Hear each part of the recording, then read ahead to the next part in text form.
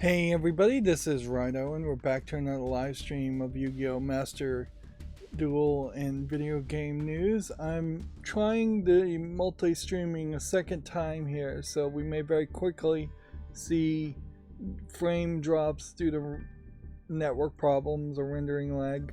This time, though, I've turned off the preview on the second on the Twitch stream, which should help somewhat, and I've just the preview windows, turning that off, coming out of studio mode, which is normally where I am, which has a preview window and a program preview window of what you're actually seeing, so you can transition.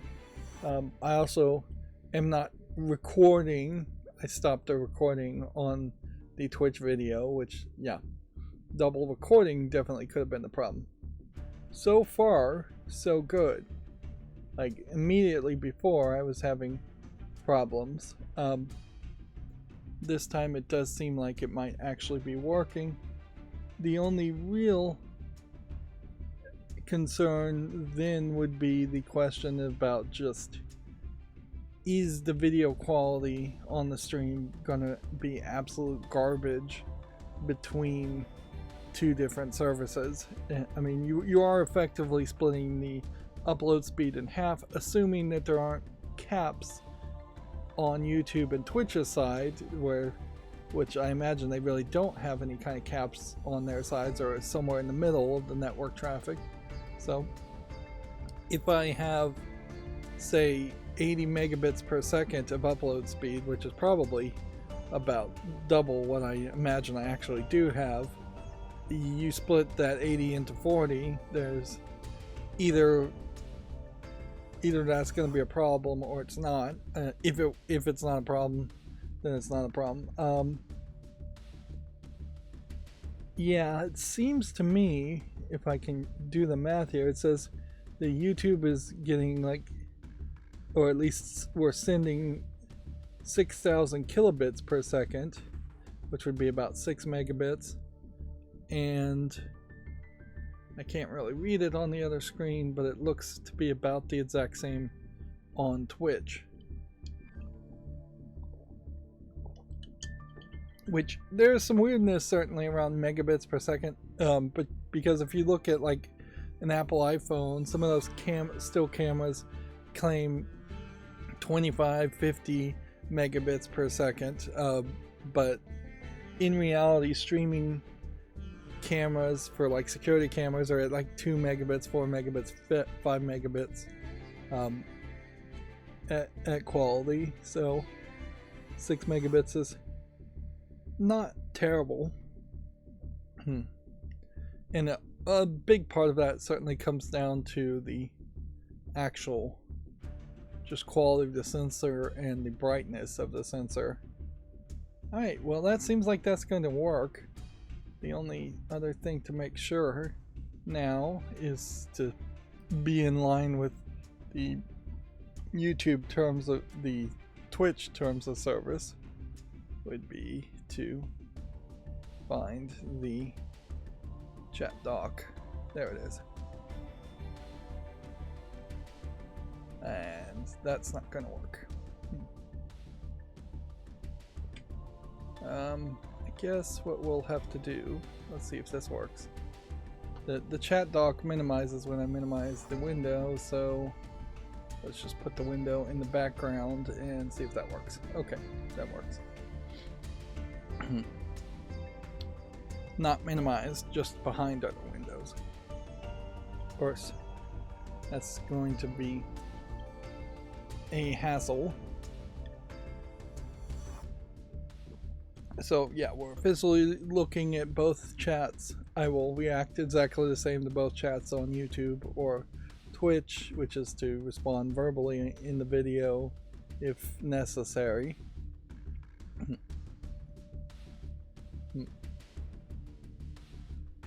Okay, so sorry, I'm starting late today and also still half asleep. I had someone that was supposed to be like a house cleaner was supposed to come today, and I was going to try and sleep around that and not get in their way. Turns out they didn't actually come, so I just slept the day away for no good reason. Now for the accountability section though, I can say I finished playing, no, that's the wrong term.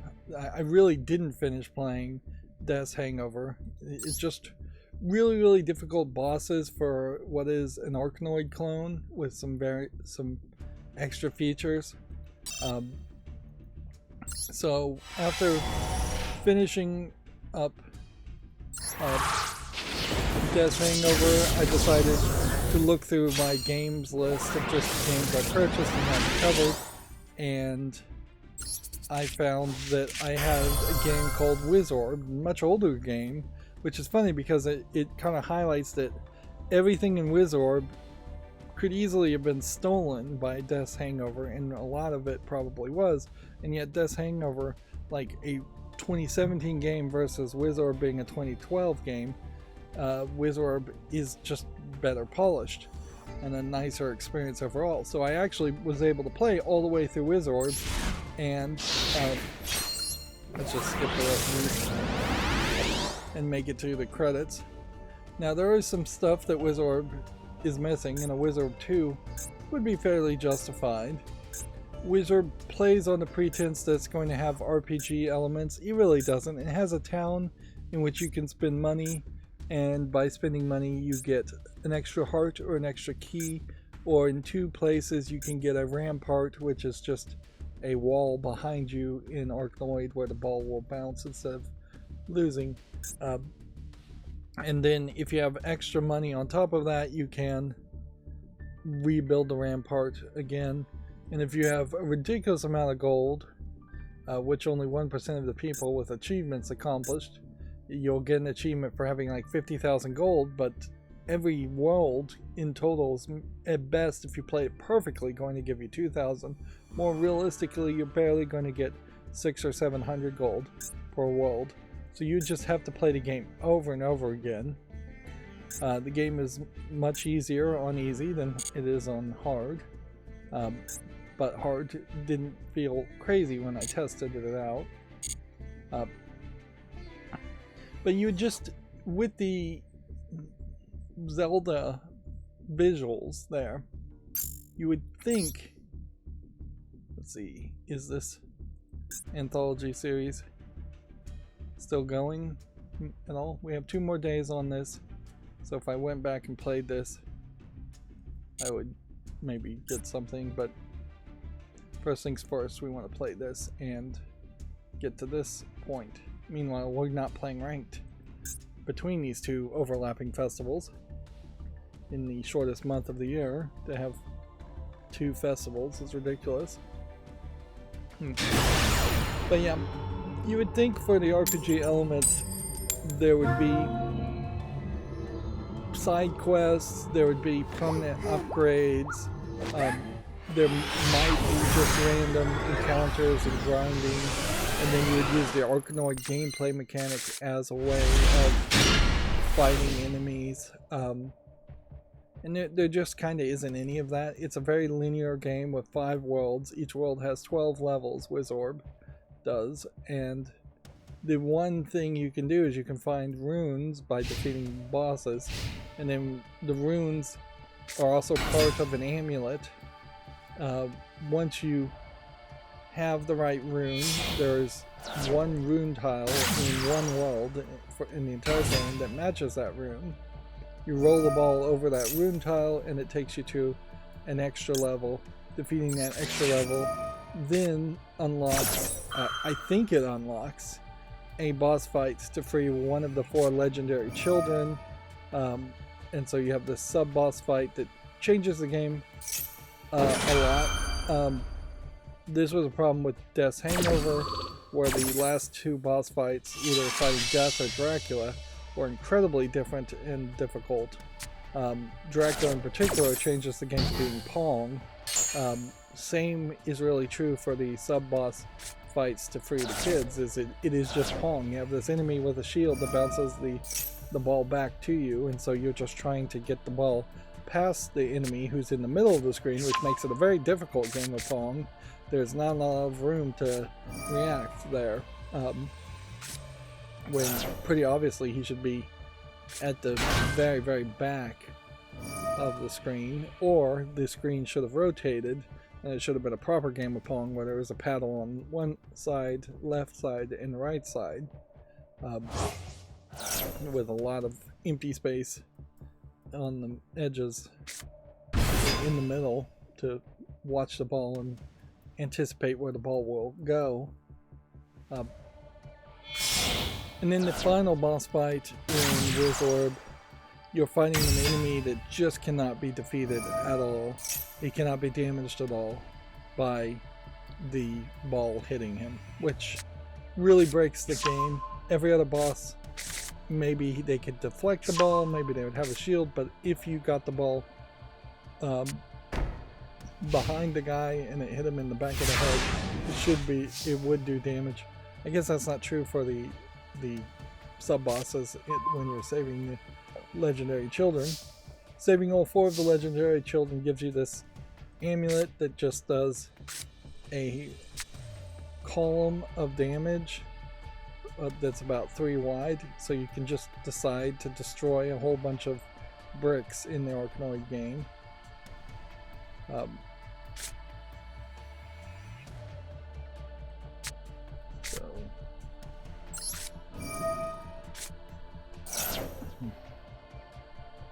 Yeah, it's somewhat helpful, but it's not helpful enough that you would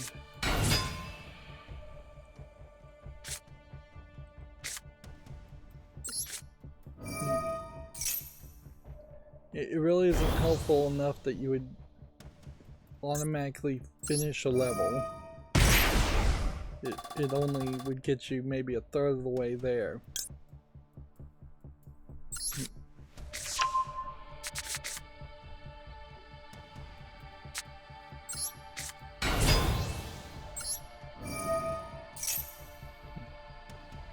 I have no idea what I'm supposed to be doing here.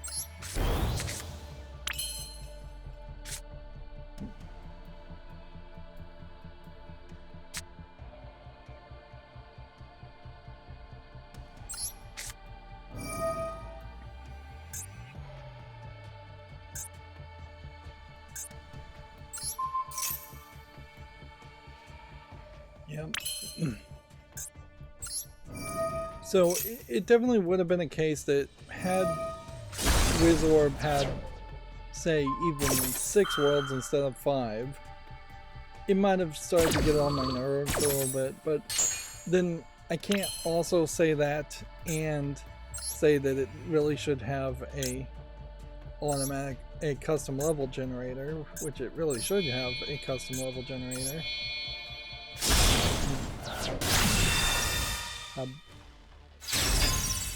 So I don't think that that's probably a particularly fair complaint. I think I would just want more conversations. The main wizard character that you're talking to and interacting with or playing as, doesn't say anything in the game at all. Like, you walk up to a character and they will say something, but he doesn't have any reaction in that level.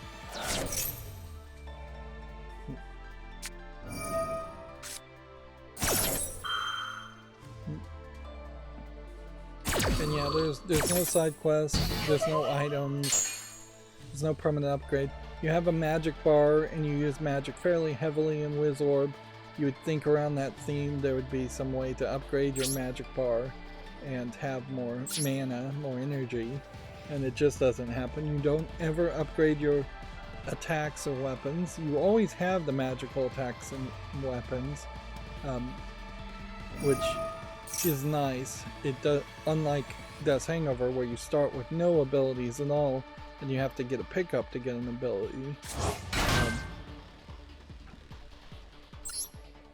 But if I kill this, he's just going to use his ability. But we might as well do it anyways. This is just a Tri-Brigade deck. Which, if he can play a Tri-Brigade deck, why can't I play a Tri-Brigade deck?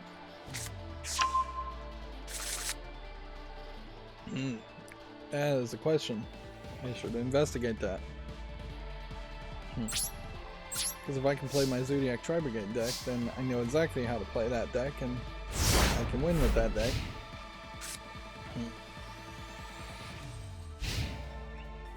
I did investigate as far as multi-streaming, like Restream.io, which is the only website named directly in OBS's setup. There's another way you could have like Streamlabs capture the footage from OBS, and then, but even that would just be the same as running 2 OBS instances, or it'd be very similar to that. And yeah, Restream.io and those other restreaming services are not free, and it's just not realistic to spend money on a YouTube channel that's not making money. In the future, if I was making consistent good money and it was ever really kind of consistent, Restream.io might make sense, but also I would just be doing Twitch and YouTube. Like, Twitter video at the moment doesn't seem like it's probably worth it. Facebook video doesn't seem like it's really worth it. I just don't think I would ever have an audience. On some level, yes, if money's not the problem, you just put it everywhere. But yeah.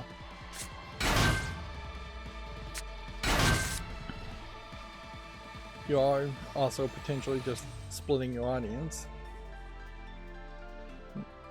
There isn't a huge number of people that just don't have access to YouTube or don't use YouTube.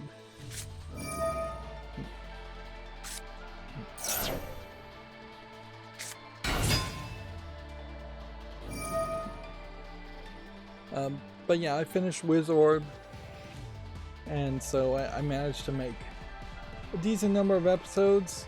I still need to actually program just like a beep.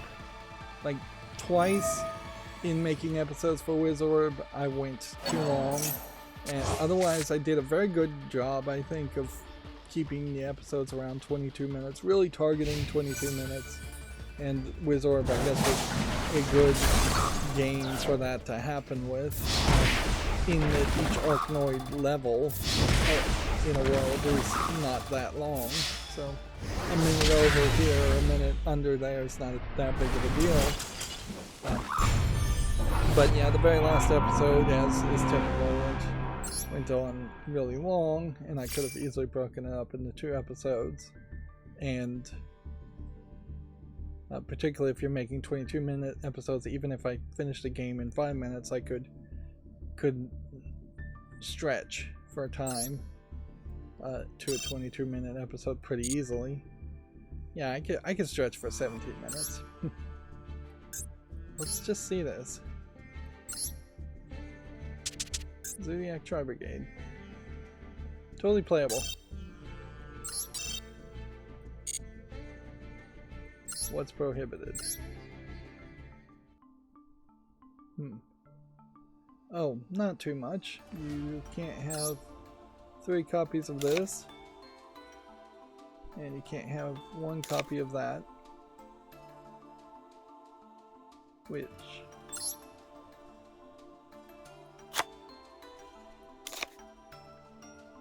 then would just bring us down to adding extra copies, I imagine, of something else.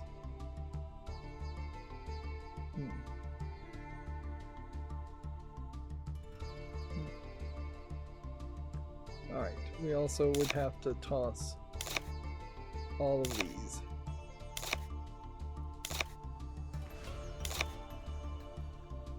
So you can't get Zeus.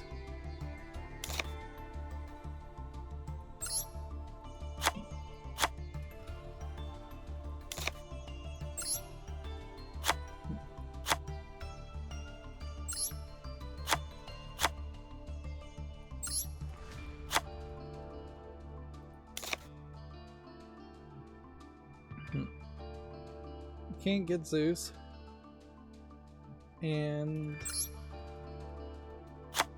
that fixes that. So there probably are some extra cards here that I could add, but quick and dirty Zodiac Tri-Brigade deck, slightly modified, I think will work very nicely for me. Plus that opens the door that I could just play off screen if I wanted to, and just go all the way for a legacy prize.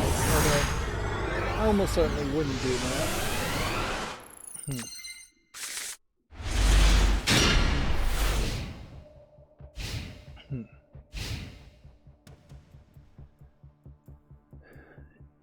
Yeah. Everything still seems good with the multi-streaming.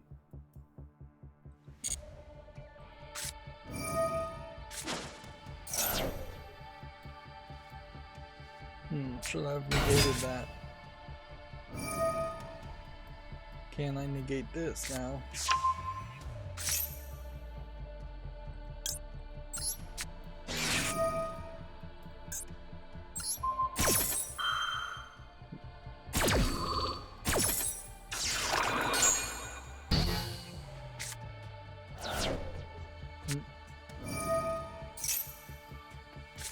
Yeah. I guess that's pretty much the entirety of the accountability section though, is I just made WizOrb, and yeah, I need to do that. Throughout recording WizOrb, I was continuously trying to adjust the timing on my check video queue buffer, which is just, it adds 1 second after a certain number of seconds that I've been recording, and then it counts down that queue from the number that it is down to 0 in a wait command. So it just waits a second, and it waits another second and another second until that number gets brought down to 0. So it's just like a pause timer, specifically so the remuxing of OBS is avoided. And so I kept increasing the number, which should increasing the number of seconds before the timer in the queue gets incremented by 1, and that should have made the pause less. And yet I kept doing it, and seems like nothing was happening. So either it's a case that I am just off by a factor of 10 or 100 on the settings there, or I'm going the wrong direction, which doesn't make any sense at all. The code is basically, if you've been recording for 100 seconds, add 1 second of pause. So if I said then if you've been recording for 200 seconds, add 1 second of pause, the amount of pauses overall, if your total amount of recording was, say, 1,000 seconds, should be less. But it doesn't seem like it really is working that way.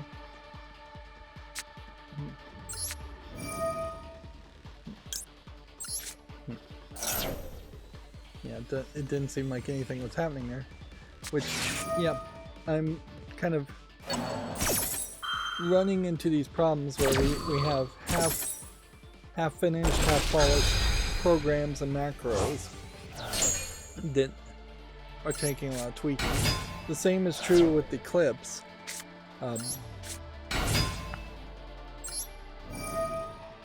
Tossing this card actually probably is useless, but whatever.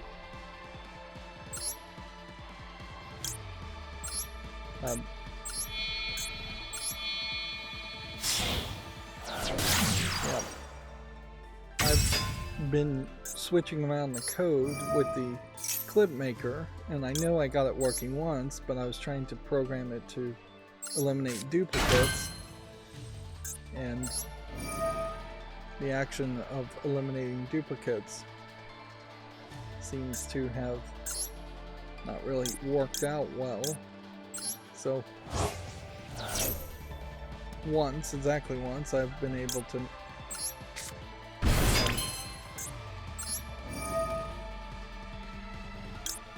have clips made.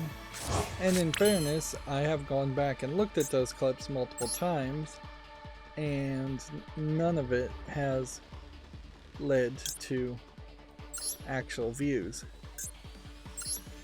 My only thought is that perhaps clips does just trick the YouTube algorithm in some way into thinking there's more engagement, that you individually, being the content creator making clips, counts as similar,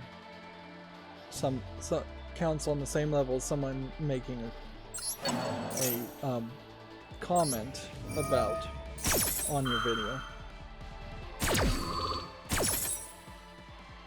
Which, yeah, if that's the way the algorithm works, that's the way the algorithms work. It's a very legitimate thing to make clips around your own videos, in my opinion.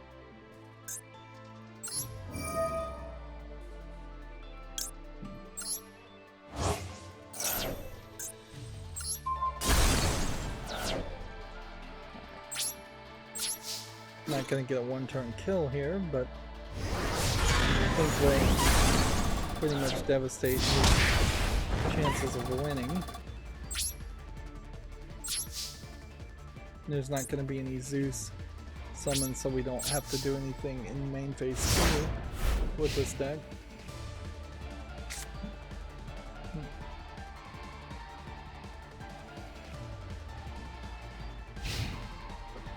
There was a bigger problem with clips in particular, though, in that I didn't even get around to looking to see if the clips had worked until, like, in the middle of the night this morning from Wednesday. So it's just another thing that needs to be integrated into a workflow that makes more work.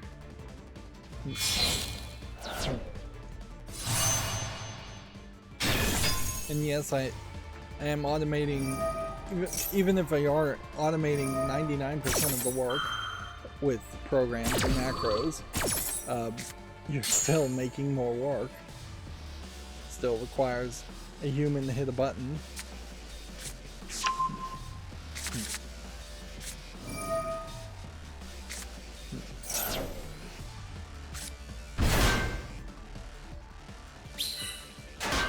And more than just requiring a human to hit a button, it also requires a human to actually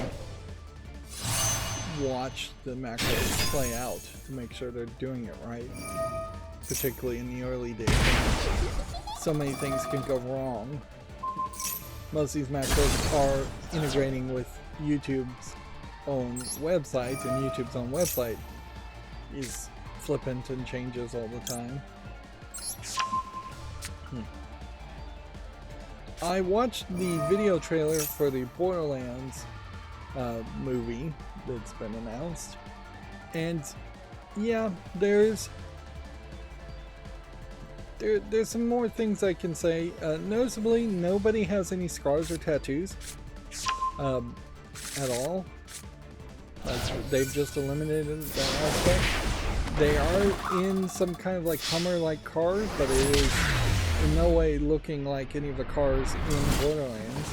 But there was a jump that they did, so that they are going to have that element. Lilith's gun does seem to spin around in fancy ways when it's shot, so it is a weirder, more sci-fi gun. I don't know how I ended up losing there. There are screenshots of like Mad Moxie, Mad Moxie being shown.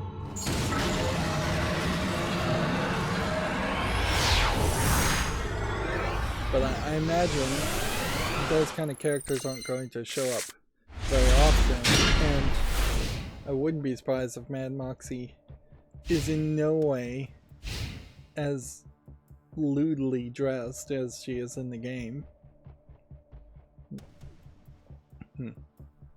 There is, I think, a slight danger here that there might be some kind of pushback. Borderlands goes woke, or Borderlands is too woke. There's already been some pushback around that as far as just how the attitudes and feelings of people in charge of making Borderlands games have gone. Like, notably, I think the Scooter character might be played in the trailer by a female instead of a male, which, yeah, Scooter was definitely the Arkansas style redneck. I pick Arkansas kind of at random. Character who would make dirty jokes and be crude, and they killed off Scooter as a character in the game and tried to make him a hero, in part because the employee, the non-union, non-SAG voice employee at Gearbox was just basically on long-term disability, and I think eventually he just left the company, which I don't understand why anybody does that, or how companies convince people to leave companies if they're on long-term permanent disability. I guess technically maybe they just get approved for permanent disability and then they're technically not part of the company at that point.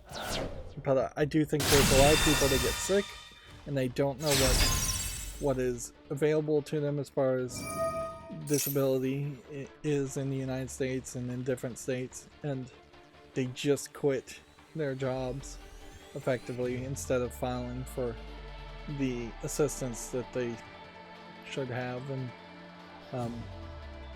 companies really won't tell you about it,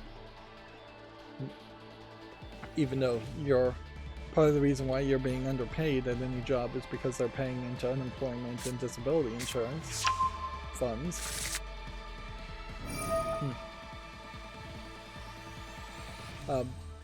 But yeah, Mad Moxie, if I see another screenshot I'll show it, but I probably won't. In particular, when you think about how she's tattooed, how she shows a lot of cleavage, how she has basically underwear panties on the outside showing, how she has stockings and is showing off a lot of leg. I mean, she's not really showing anywhere as much skin as you'd see in a two-piece bikini, but it is in a weird, crazy, high fashion style that it definitely stands out, and that was definitely how the character stood out. There's no other character that really is dressed as lewdly in the entire world of Pandora that I've seen that I can recall. You could say that some of the male characters are shirtless and big and strong, so if you're looking from a male attracted gaze, then yeah, some of the male characters in the psychos might be kind of lewdly drawn, but they're generally in the Western world isn't any thought on that line when you just see shirtless psychos running around, so shirtless male psychos.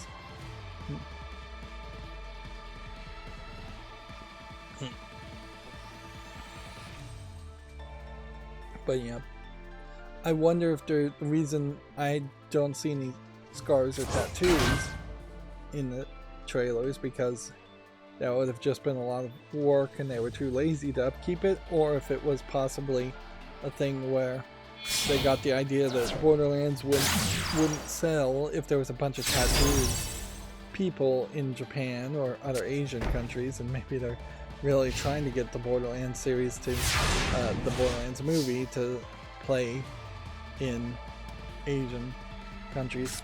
It might be that Sony is in part involved in the production, or some other Japanese movie production company is involved that That might have caused that influence to happen.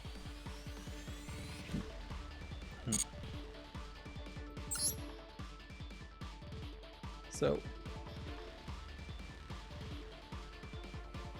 you grab these cards, I guess in this case, and then you summon this, and then you activate this to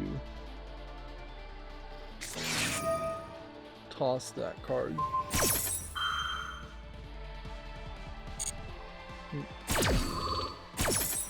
I'm not tossing that card. Doesn't really matter. Then you activate this.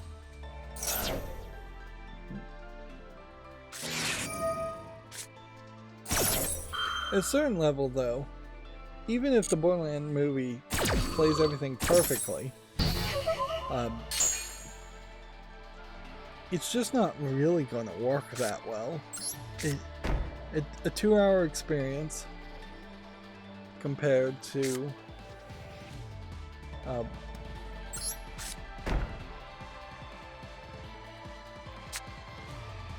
guess I can't really do anything more.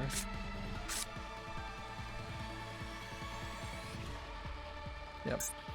A 2-hour experience compared to a 60 to 100-hour experience in Borderlands 1 is just not going to be comparable at all.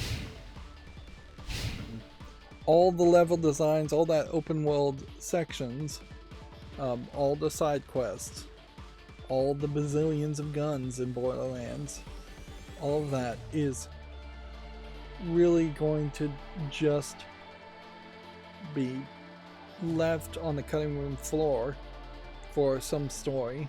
I wouldn't be surprised if the story of the Borderlands movie is that Mordecai gets kidnapped and they have to go and save him. I wouldn't be surprised if it starts at the very beginning with Tiny Tina already being involved. So you don't even really run into Tiny Tina until about the halfway point of Borderlands 1. And I think that is kind of the genius of Tiny Tina, is that had she just been introduced with all the other crazy characters being introduced at the beginning, then she would have been less memorable. Or arguably she would have been annoying, because she really is not a tag-along character in the main Borderlands 1. She shows up and then you are dealing with her for a while and then you kind of leave that area, I think, and then that's just it. I don't think you do anything more with Tiny Tina. Maybe you rescue her and bring her to the sanctuary in Borderlands 1, but that's pretty much it then. Even in Borderlands 2, I don't think you are involved with Tiny Tina that much. And there are plenty of other characters like that in Borderlands 1 and 2 where you go to where they are, you do a few side quests for them, and then you leave that area, and then you just don't deal with them anymore. Inherently, Borderlands is kind of a mindless, dumb Western take on an RPG game. So, yeah, you are just doing quests that you're not taking too seriously. It is, in a lot of ways, a counter argument to something like Final Fantasy, where a Final Fantasy game is very serious and you're saving the world effectively with every side quest and getting stronger and grinding.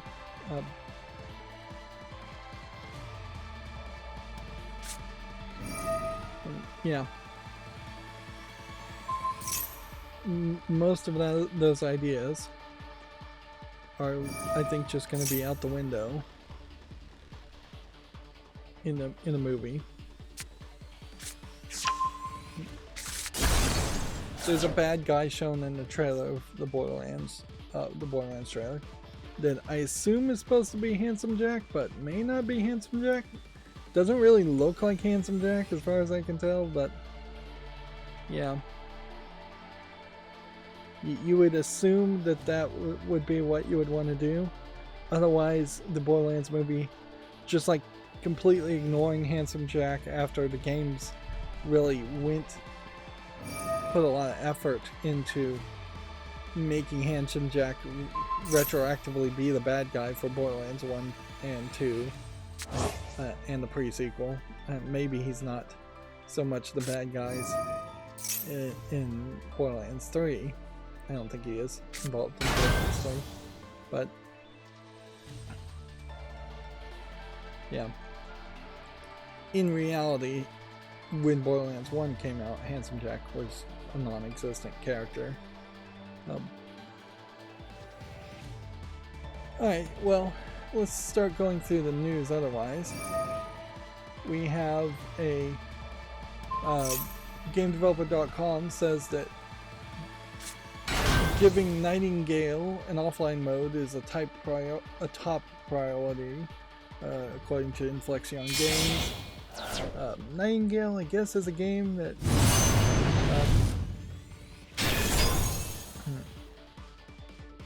I guess it's still in early access.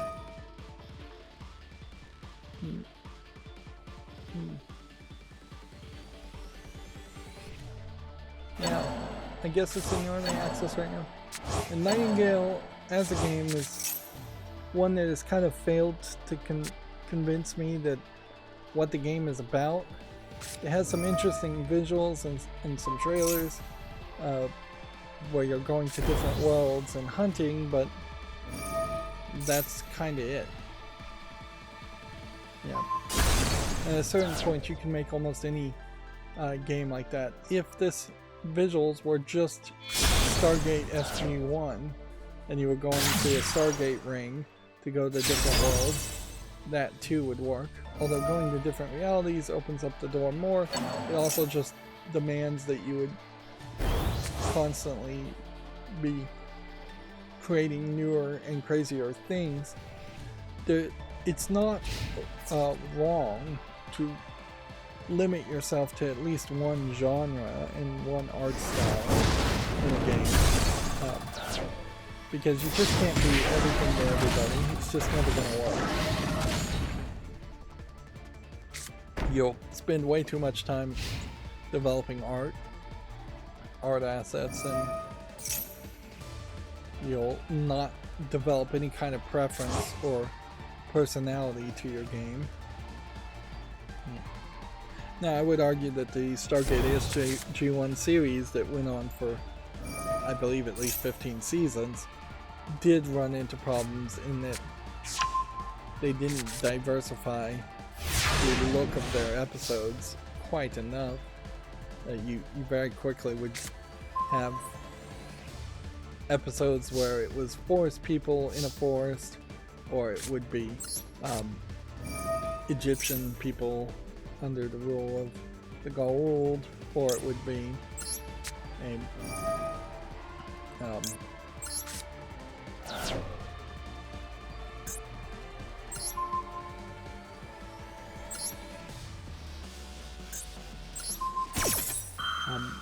it would just be humanoid people on humanoid planets for Stargate. So, like, one Stargate episode looked far too often like another.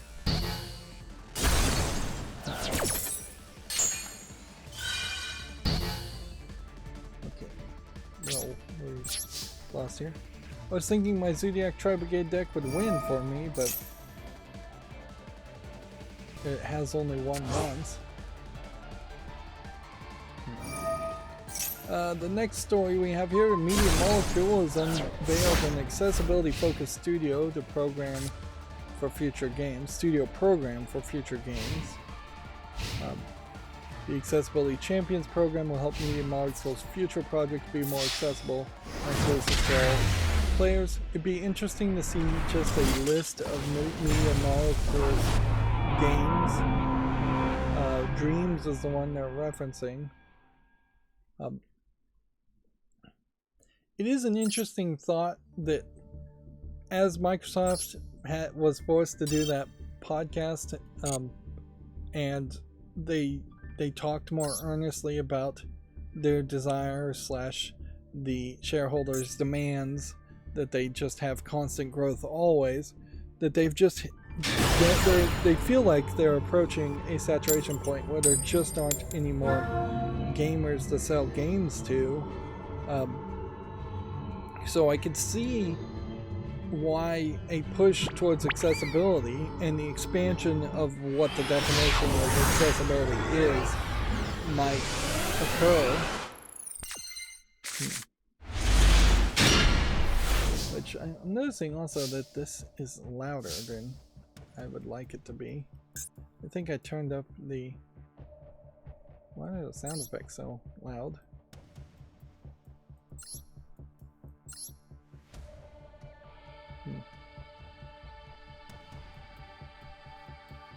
Yeah, I don't know what happened there. Let's get the sound effects there and see how that sounds. Yeah, that I think will sound a lot better.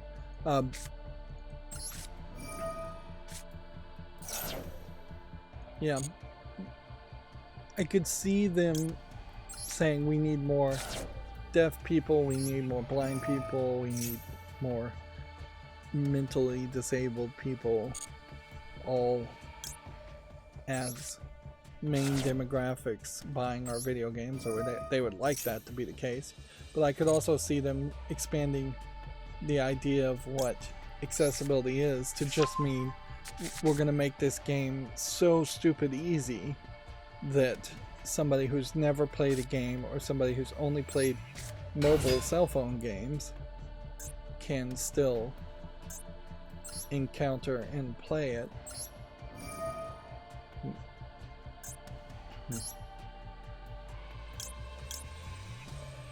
Which, on some levels, I think that is really what they're trying to target, is just stupid easy, and call that accessibility, because pretty obviously there has been large amounts of pushback around the idea of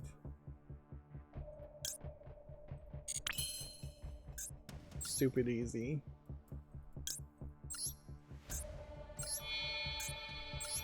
As far as just trying to make your game difficulty lower.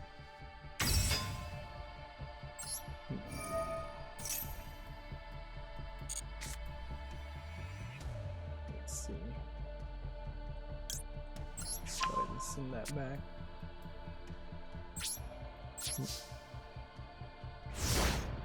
But I inherently don't think it's gonna be as easily done as is said. I do like the idea of accessibility. There's definitely no getting around that. But you do have to admit that there is a... Whoops. Probably needed to do that one first.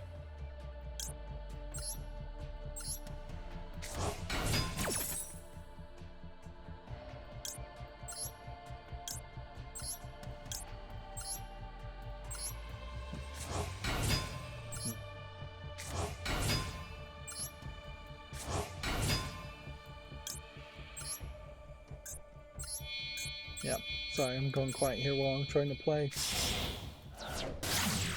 Yeah, when you talk about people that are missing the use of fingers or hands, they all kind of need custom-made equipment, and there's just not going to be a high chance that the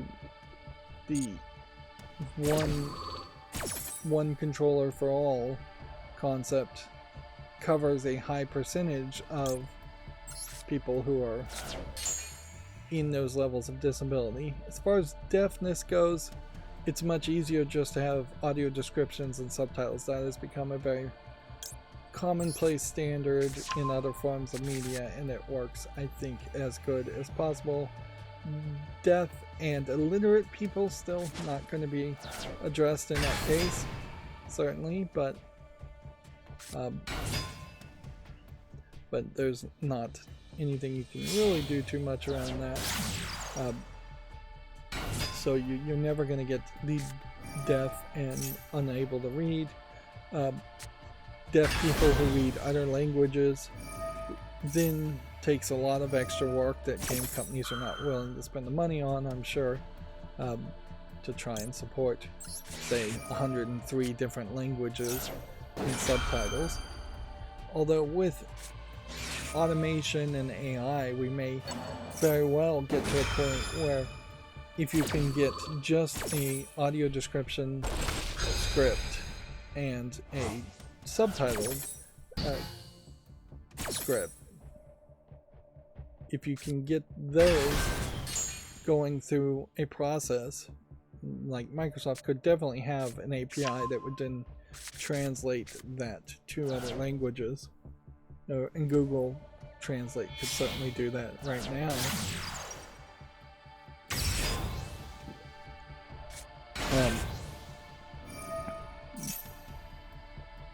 But it's more of a case where the game companies don't want to be held responsible if something translates something inaccurately, and there's a great controversy around a automated translation. Although I don't think you really would have that big of a controversy. You're just as likely as to pay a human translator who would slip in something offensive in the translation as you are to have Google Translate accidentally mistranslate something majorly offensively. Blind people, though, there's not much you can really do for most games if you're blind. Sorry, it's just the case. You could have audio description and read out the events of the game to somebody, but expecting them to actually be able to play in almost every case is impossible. I've seen news stories many years ago of a blind kid that could play like Pokemon Red by just wandering around and listening to the different sound effects. And there's a few experimental games for blind people that have terrible experiences for anybody who can see. Partially blind people that need corrective lenses. I mean, there's no real assistance needed to be added to a game for that. Colorblind people, colorblindness still needs a lot of work for video games, and that is one of the few audiences that you can really accommodate. But at a certain point, people with arthritis and things like that just can't move their fingers, or twitches or spasms, there really is only so much you can accommodate for that before you are really just making a game where it's like the game plays itself, or you press one button to move the story forward.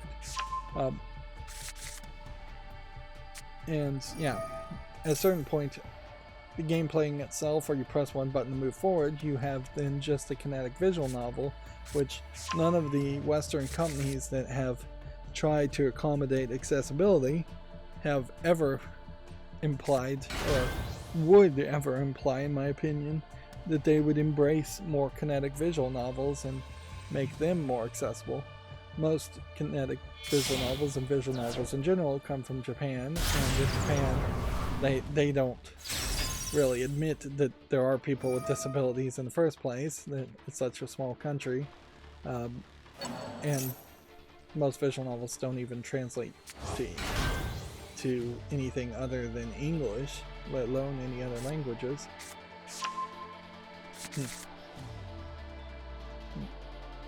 At a certain point, just having a service like Twitch for people who have certain disabilities is about the only thing you can do. Just let them watch other people play.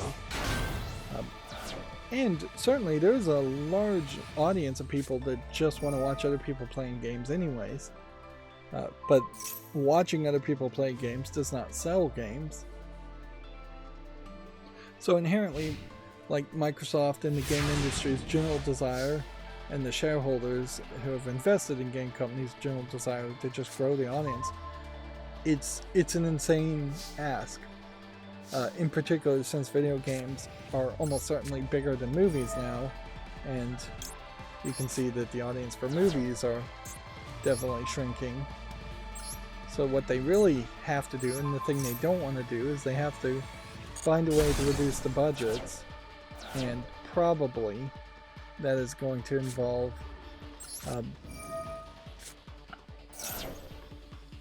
just smaller scale games and less competition, less of that urgency and feel that games have to compete. I think there is probably a very high mistaken thought by game companies that one video game really does compete against another. In part, that is because they are stupidly releasing all of their games in the last quarter to target Christmas, whereas they don't really try to release any games in January and barely any games in February. So if they just used that knowledge to fill in those months with some filler games, that would be a good first start to not competing.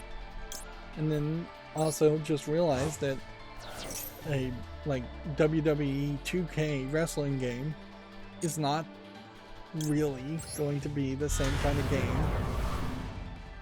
as a Halo game or a Call of Duty game. Yes, Halo and Call of Duty games probably would compete, and so you should keep those two fairly separate from each other in the release schedules. But there are lots of games out there that could be released in the same week, on the same day, and it would just be a good week for video games. There is also an aspect on the competition that's happening here that makes for a big problem, in that there is, let's just end the turn here.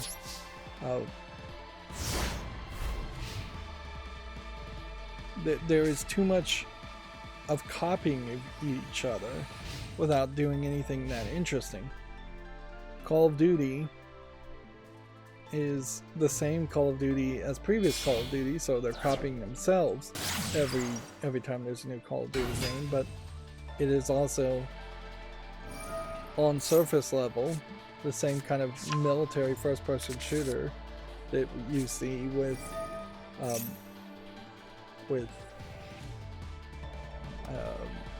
Battlefield, and Halo is a sci-fi militaristic shooter, so it has some Halo elements to it, but it's not that different from like what Destiny looks like on the surface. A lot of these games just do look far too similar, and then they make sequels far too often. There's nowhere enough experimentation. And that's one of the things that Borderlands really highlighted, is that Borderlands really was going to just be a hyper-realistic visuals, like a Call of Duty military first-person shooter. And what it made it stand out and succeed is that it went with a more comic booky, crazy visual that we hadn't seen. And even since then, there's been multiple Borderlands games, and there's really nothing trying to copy that art style. Maybe some of the Telltale games look somewhat similar to the Borderlands art style, but nothing else in any other genre of game has tried to copy it, which there is room for a couple of games to copy that art style, not a bunch. And nobody's tried to make a game like Borderlands that has a different art style as far as the gameplay and the mechanics.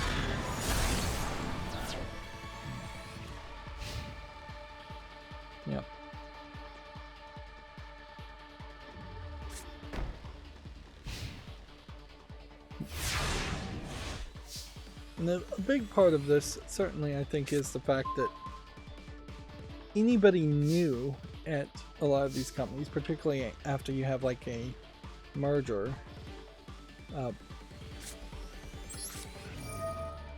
they don't seem like they're getting up quick enough to a point where their voices are being heard as far as new ideas and prompts or projects or new projects to make.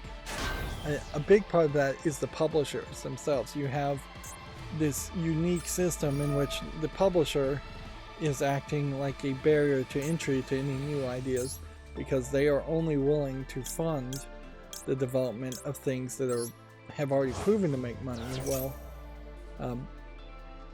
if movie production companies work that way, then every movie would be exactly the same as Schindler's List, because Schindler's List was really successful. Although I'm not sure Schindler's List is the right example there. It'd probably be closer to every movie would be Avatar, because Avatar was very successful. Or more, the better example is that every movie would be a Marvel movie, Superman movie, and that is kind of the case, isn't it? So it is the same system. I just talked myself out of that point I was trying to make, didn't I?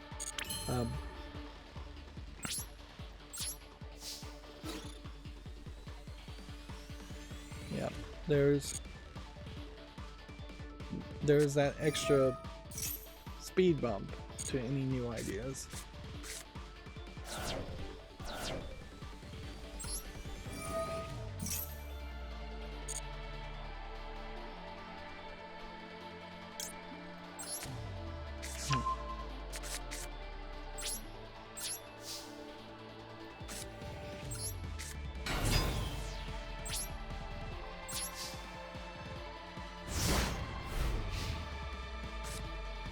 So yeah, really, as a gamer and as a consumer, to end this rant, and this will be the last game I play on Yu-Gi-Oh! Too, because I'm struggling here to cover the news and play at the same time. Our only hope, really, is new blood and independent game developers to maintain and grow the video game industry as it is, or perhaps even replace the current video game industry. But yeah, the problem there is that layoffs of current people in the game industry isn't going to create a lot of new blood. It's just going to move around a lot of old blood to different companies doing the same things. Some of that definitely is also diversity. The fact that the decision makers, the people in charge of deciding whether a project gets made or not, are still mostly white men. Somewhat often older white men in their 40s and 50s.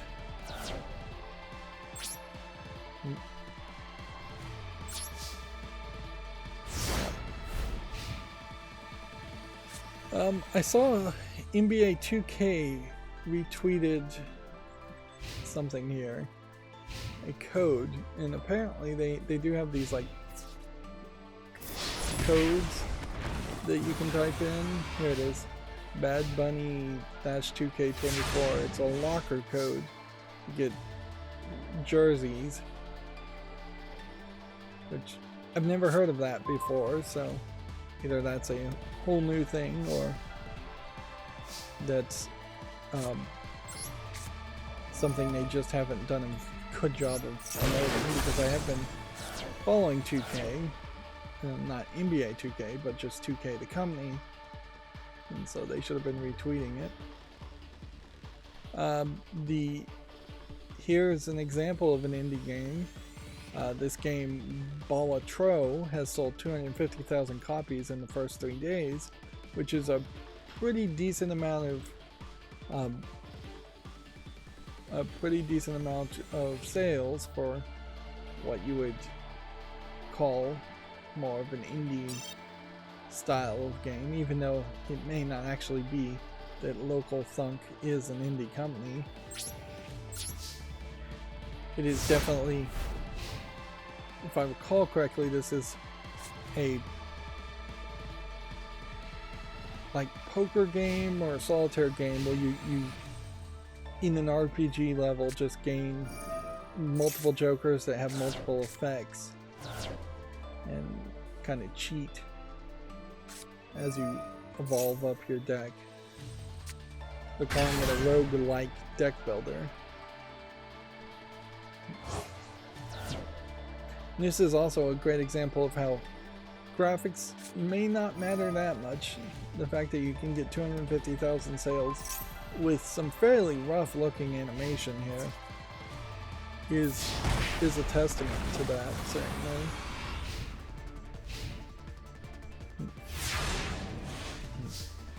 Speaking of Modern Warfare, Activision is working to fix Modern Warfare 3 and Warzone progression tracking issues.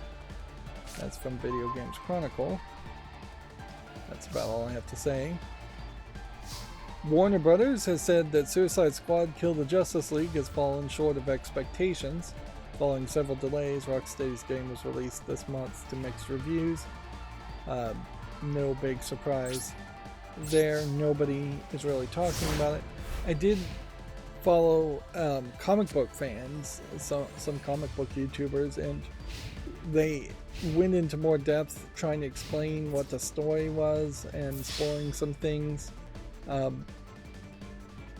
And yeah, seems like there's a multiverse element to it that's, I guess, maybe a spoiler, although who cares, nobody's playing this game. And there is definitely some elements that are being pointed out in the story that aren't, I think, actually resolved in the current state, and they're expecting the DLC to just continue and resolve the story. But the general implication may be that, from what I could take from it, is that the Suicide Squad you're actually fighting are actually Suicide Squad, I mean the Justice League you're actually fighting may be from a different Earth in the multiverse, or maybe clones created by Brainiac, which would open up the door to just killing the Justice League over and over again. I see IXOLOXOLOXI saying yo on the YouTube chat, so I guess hello. Long name I can't pronounce, that's a palindrome. Speaking of cryptic things, I am still kind of, well, I guess I'm going to play one more game. I meant to stop, but I didn't. Whoops. I've been following Cracking the Cryptic lately, and he did this cryptic crossword puzzle, and I have never even heard of a cryptic crossword puzzle before. And I thought it was just going to be a crossword puzzle where you get a hint to what the word is, and no, the hints are tricky little riddles, for lack of a better term, that you have to interpret in a completely different way to actually understand what is going on and what the answer is. And yeah, I would say mind-blowing might be the right term to use, watching Cracking the Cryptic solve this cryptic crossword puzzle. But I don't think I'd ever get into it, because unlike Sudoku, crossword puzzles are based on having a large dictionary and a large amount of words in your mind, and that's just not going to work for me. That would just never happen.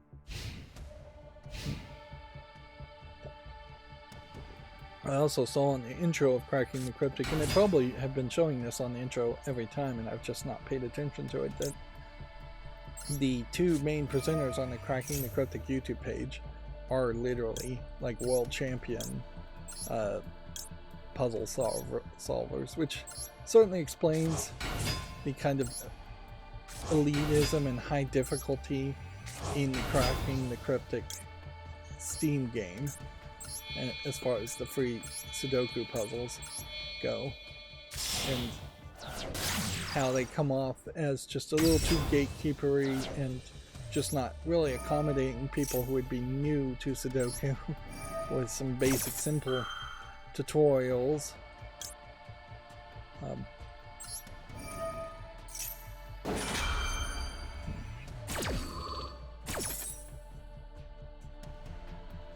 Let's see.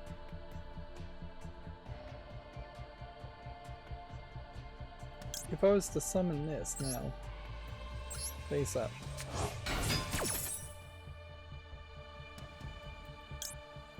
Then add that to my hand. And then send probably that to the graveyard.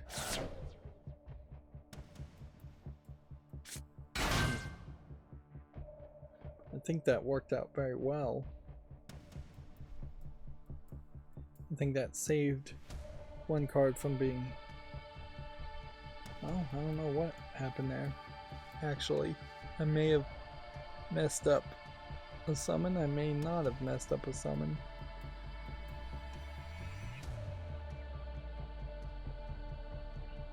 Anyways, yeah. Kill the Justice League doesn't seem like anybody's interested in it.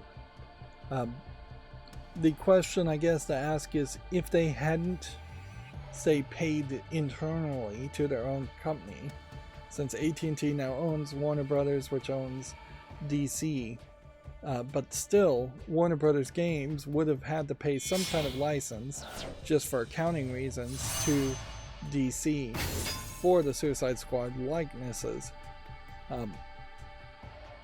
Would this have been a game with less expectations had they simply canceled Kill the Justice League and then made the exact same game as just a generic sci-fi story shooter where, yeah. The main problem though is that this game, I imagine, just has live services and nobody wants to tolerate live services. So had they not wrapped it in Batman stuff and instead just said, here's a new live service game, expectations could have been lower, certainly, and costs for development may have been lower, but sales would probably not be any better. Which maybe that is the future of making games in general, is that there's just a certain maximum amount of money that you can expect to make on a video game. So instead of trying to sell 35 million copies of every single game, which is what I think they'd like to do, maybe you should just admit that you're only going to sell 1 million to 10 million copies of a game, and so save your licensing fees. Particularly for Warner Brothers and DC, I think that's probably the right move. Playing in the field of Suicide Squad at this point was too late. Suicide Squad has flopped like twice in the movie theaters, or succeeded as well as it could succeed in the theaters. But I mean, it's run its run. It can't. We're not going to get a Suicide Squad sequel. And DC in general just needs to get away from the Batman adjacent universe of Suicide Squad and really try some other things. Or Suicide Squad in this case is still the Justice League adjacent universe, which, yeah, inherently you're just exacerbating the same problem that DC Comics has always had, in that well, one, DC always tries to reboot things very often, which I think has diminishing returns every time they do reboot things, but two, people are really only interested in telling stories about Batman, Superman, and Wonder Woman in the comics, and so they've never given enough time for any other comic books to grow and stay around. Even second tier things like The Flash have really failed to get enough polish to it.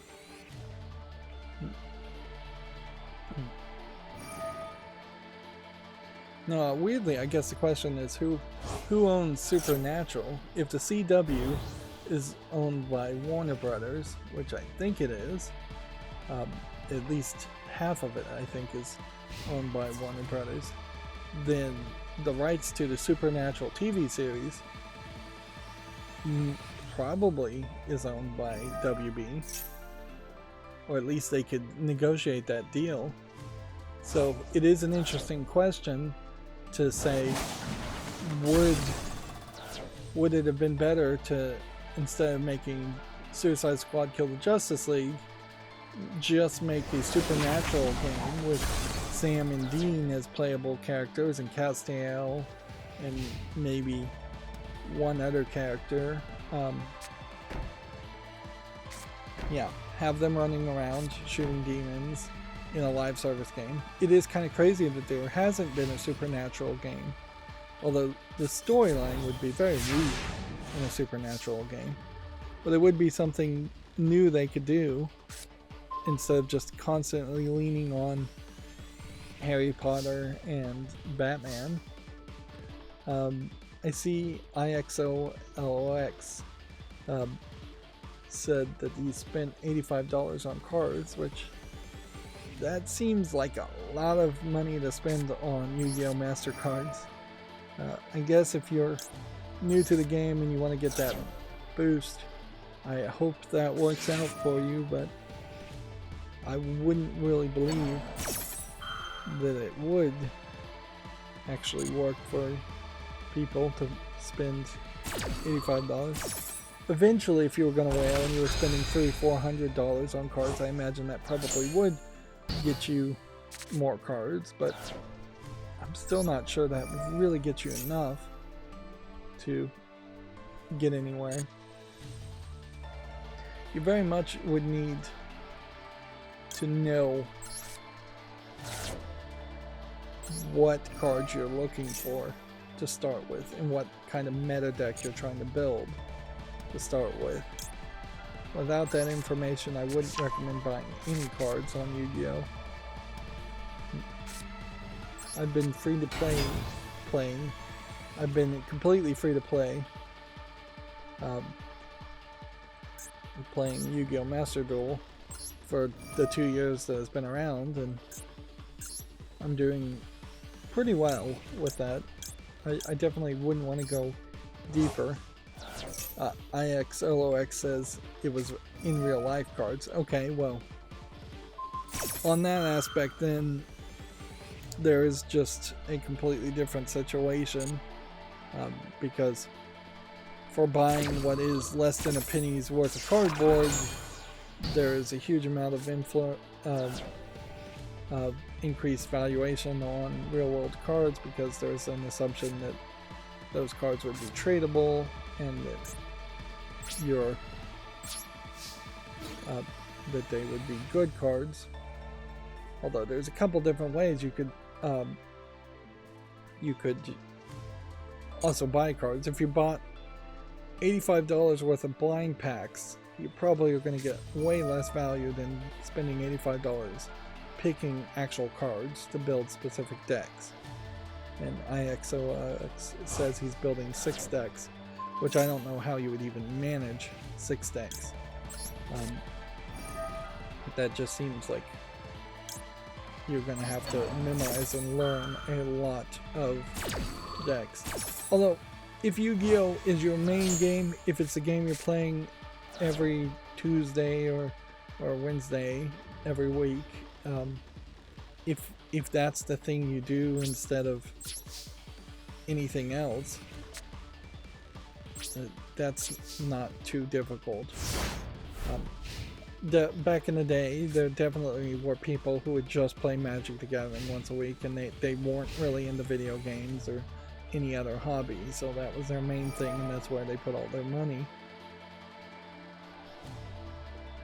I definitely come from a desire for more variety, and that's why I buy video games and play video games, is that I play the game and then I'm done with it, and then I play a different video game that is wildly different.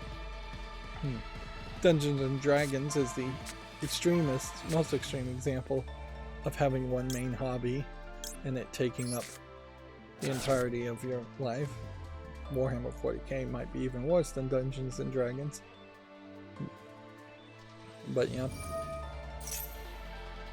there's specialists in certain hobbies that just play that certain hobby. I did subscribe to several Yu-Gi-Oh! YouTubers, but I did that like 2 or 3 weeks ago, and I haven't actually clicked on any of their videos. So that there is a slight desire to be more up on what the next meta deck would be for Master Duel specifically, which I don't know if Master Duel is really doing a great job of adding new cards as quickly as they're available, either in Japan or in the United States in the West. But yeah, that slight desire is just not really worth my time to watch a 20-minute video about Yu-Gi-Oh cards, and I just can't really care that much about Yu-Gi-Oh.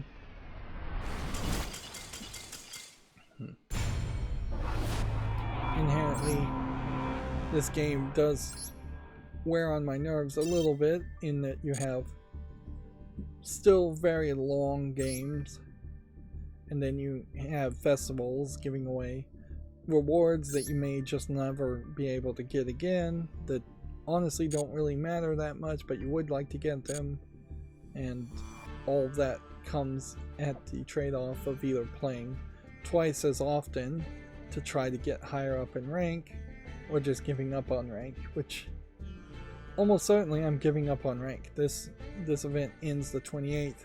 This season here ends on the 29th. There's not a likely chance that I'd be able to get from where I am now, level 5, to the next tier up, which would be, I think this is platinum. We can just click and see. Yeah, we're at platinum tier 5. The ideal hope here would be at some points to get to diamond tier 5. Probably never gonna make it to master. And yeah, if I spent $85 in this game to get digital cards, it wouldn't really help me get any higher. It's a matter of how much time I'm spending and how much time I can spend while also doing 2 festivals. 2 festivals in February were a real mistake. And there's not really a great reason to go back and play this festival other than to try to get this 200 gems, which isn't really that much. Legacy packs and titles don't really mean anything to me. You get legacy packs like crazy. And then the daily quests and festival extra quests. Whatever we can accomplish, we'll accomplish, but I also wouldn't be surprised if I don't get all of this done.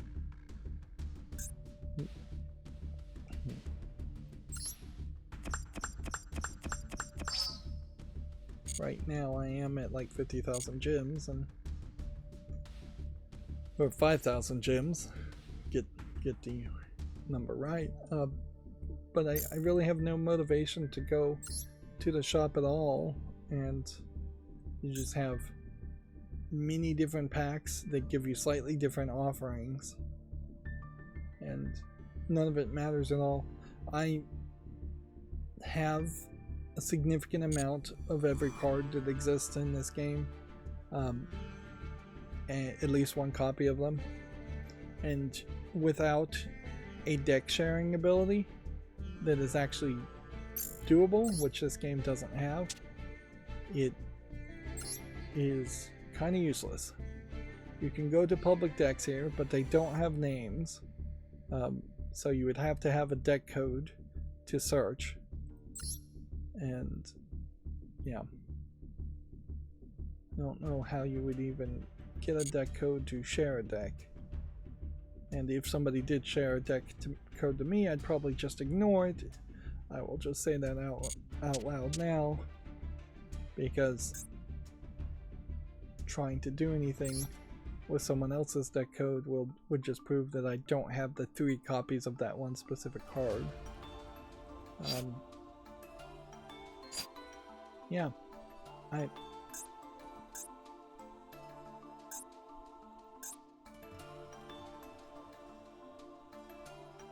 yeah, where do you even find the deck code? View, copy, edit deck. So is it this export button? Export deck list to my deck on Yu-Gi-Oh! Trading Card Database.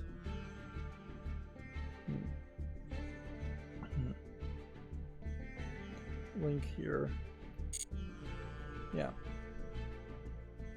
So I assume you just have to export a deck to get a deck code. So there just isn't a system here at all, and this is just the same export button here. Yeah.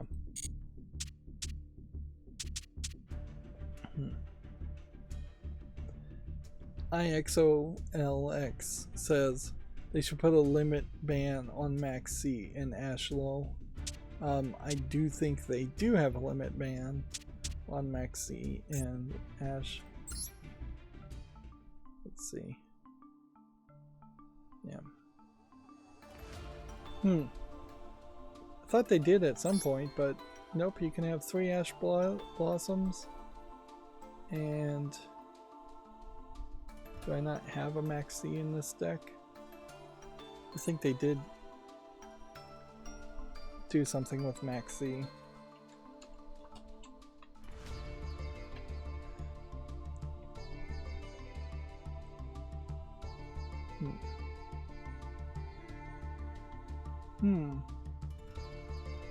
I could have sworn that at some point they had done that, but maybe that was just for a festival. I think those are relatively new cards that a lot of people got, and so they don't want to drastically change everybody's deck. But the sentiment is definitely there that everybody is playing Ash Blossom and 3 copies of Ash Blossom in their decks, and that is generally the way metas go, is that when there's one good card that can just be played in almost any deck, everybody is playing it. And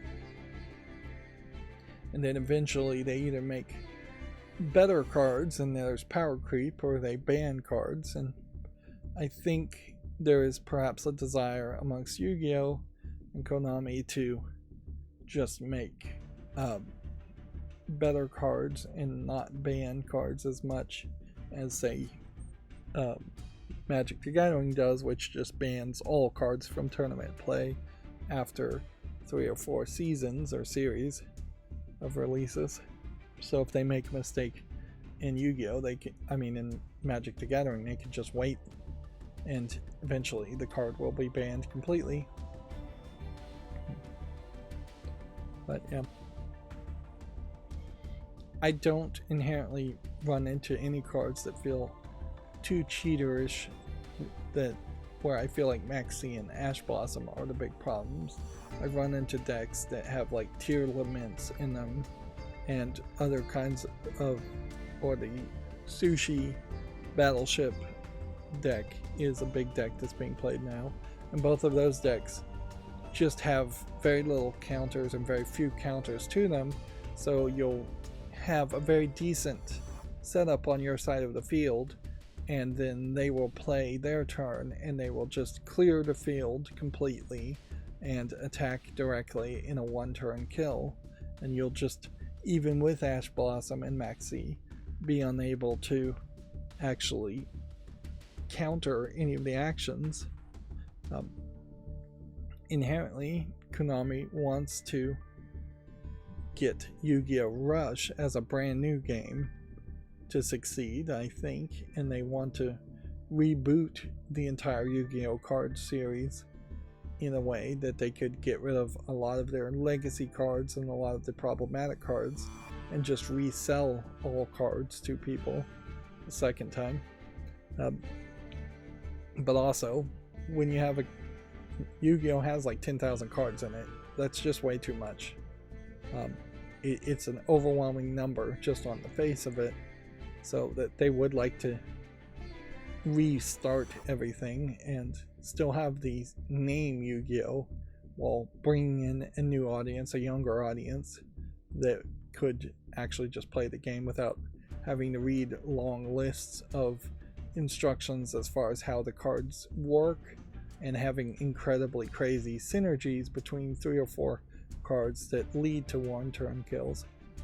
And Master Duel in particular runs into the problem of just being too long for a video game, where it wouldn't be too long if you were playing a real-world card game and you were used to 20-30 minutes per card game, but in a video game format, it would be much nicer if you averaged 10 to 15 minutes per duel in Yu-Gi-Oh! And that's another thing Yu-Gi-Oh! Rush, if they can get that to succeed in Japan and bring it to the West, would try to address.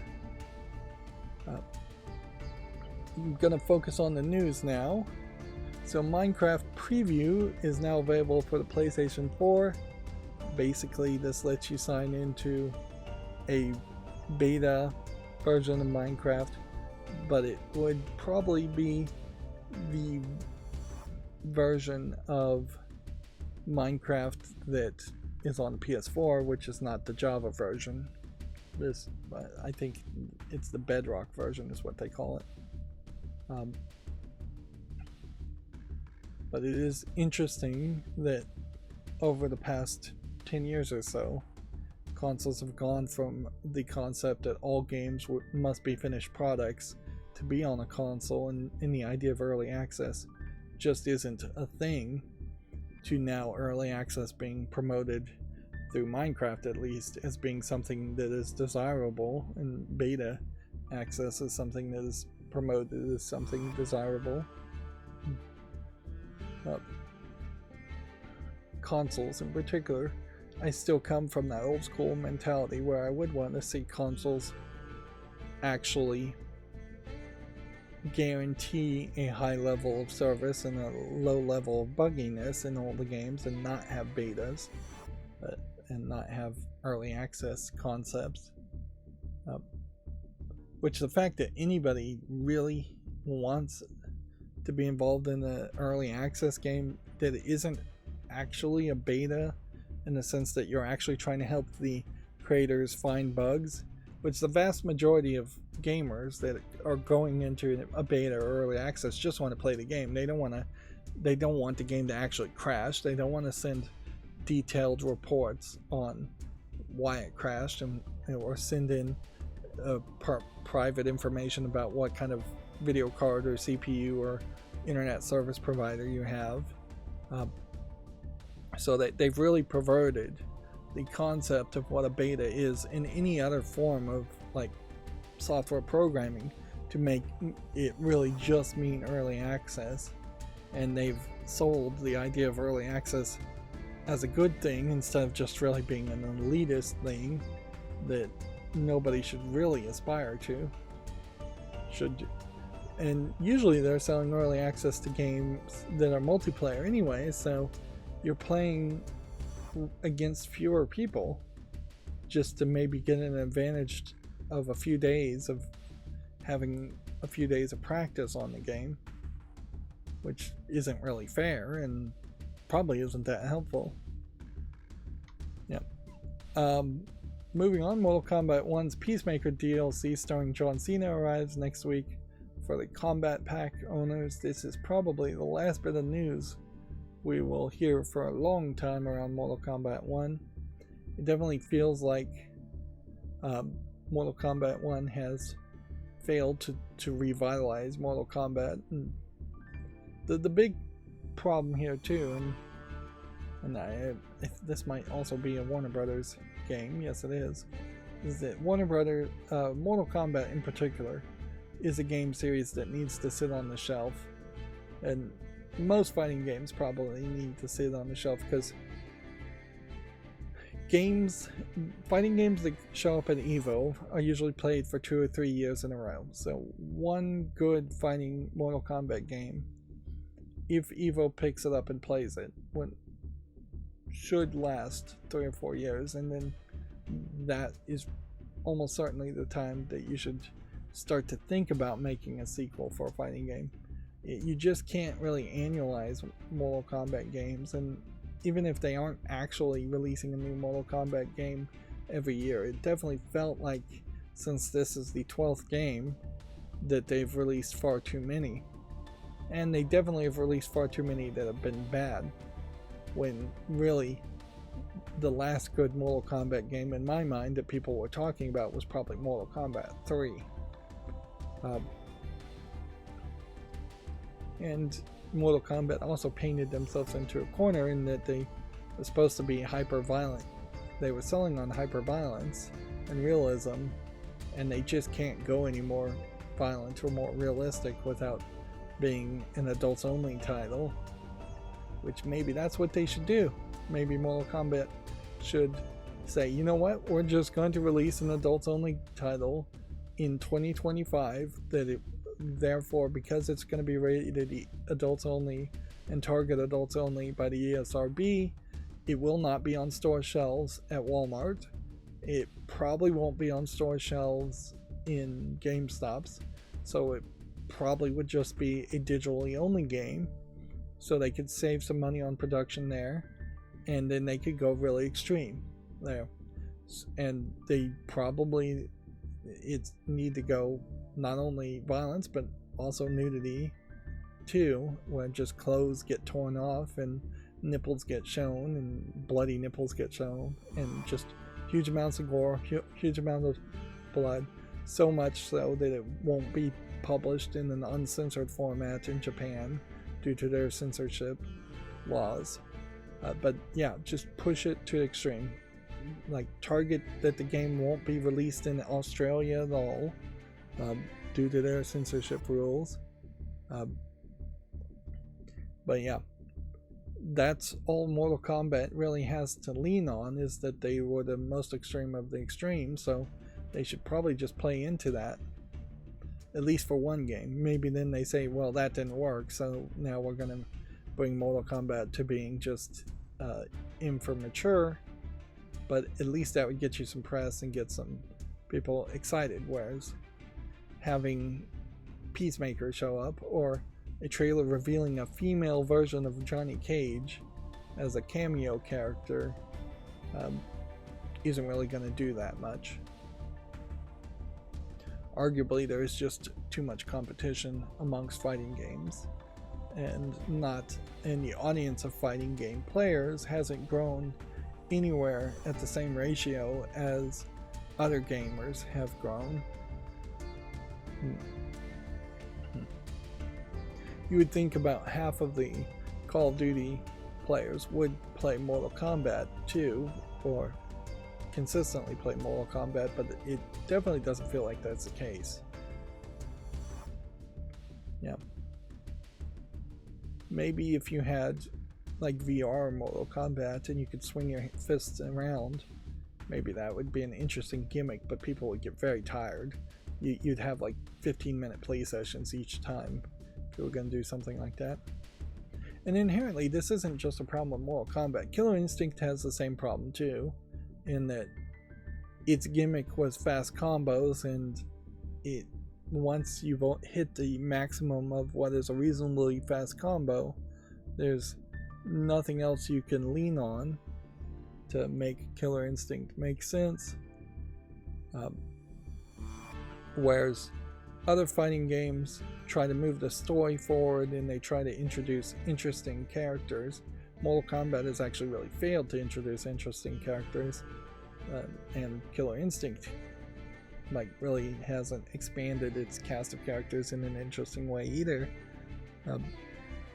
But yeah, Tekken, Street Fighter, at least those characters have story modes and a focus there, and it seems like people actually kind of care about those characters a little bit.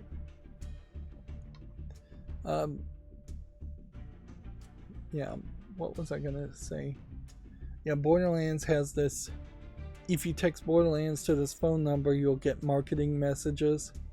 It says, give us your number so we can text you stuff. Text being the operative word here, you're not entering any kind of contest to win anything.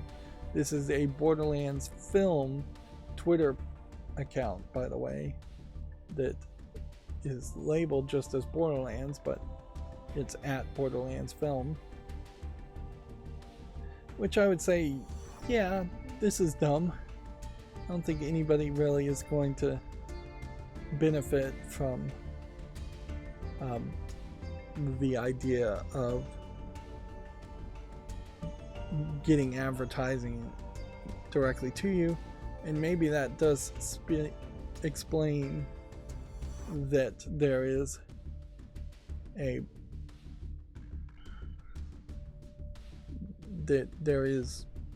what am I trying to say here? It probably indicates that there isn't much of an advertisement budget.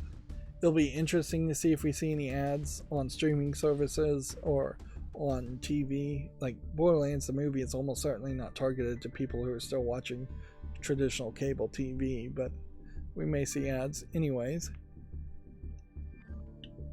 I saw somebody, I don't know if they were actually affiliated with Borderlands Film, show the comparison as far as Lilith and her wild darker red hair and this dyed hair job they have on this character. And this is the point in the trailer where her gun spins around and does some sci-fi things.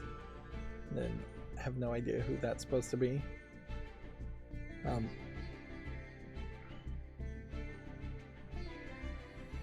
But yeah, you have some tattoos on, I guess, the bad guys here. Not even that much. Now this does look like one of the midget characters, which that's another thing Borderlands has tried to get away from, is calling them midgets or having any short characters of the psychos. And this is also a female presenting psycho, which I'm not sure you actually have any female psychos in Borderlands 1 at all.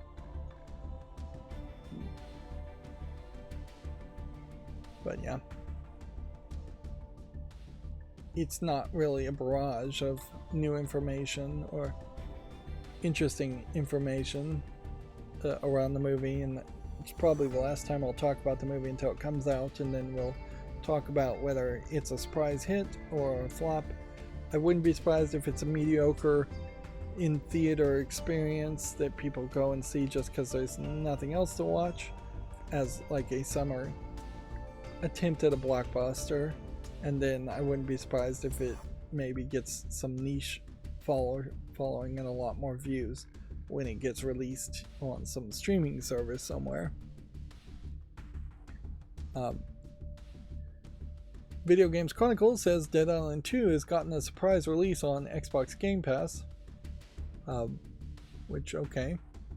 I heard somebody talking about how a lot of the Game Pass games that Microsoft says are on Game Pass, or not a lot of them, but some of them, are actually playing more games around that. You have to pay extra, you have to be on Game Pass Ultimate to get that game.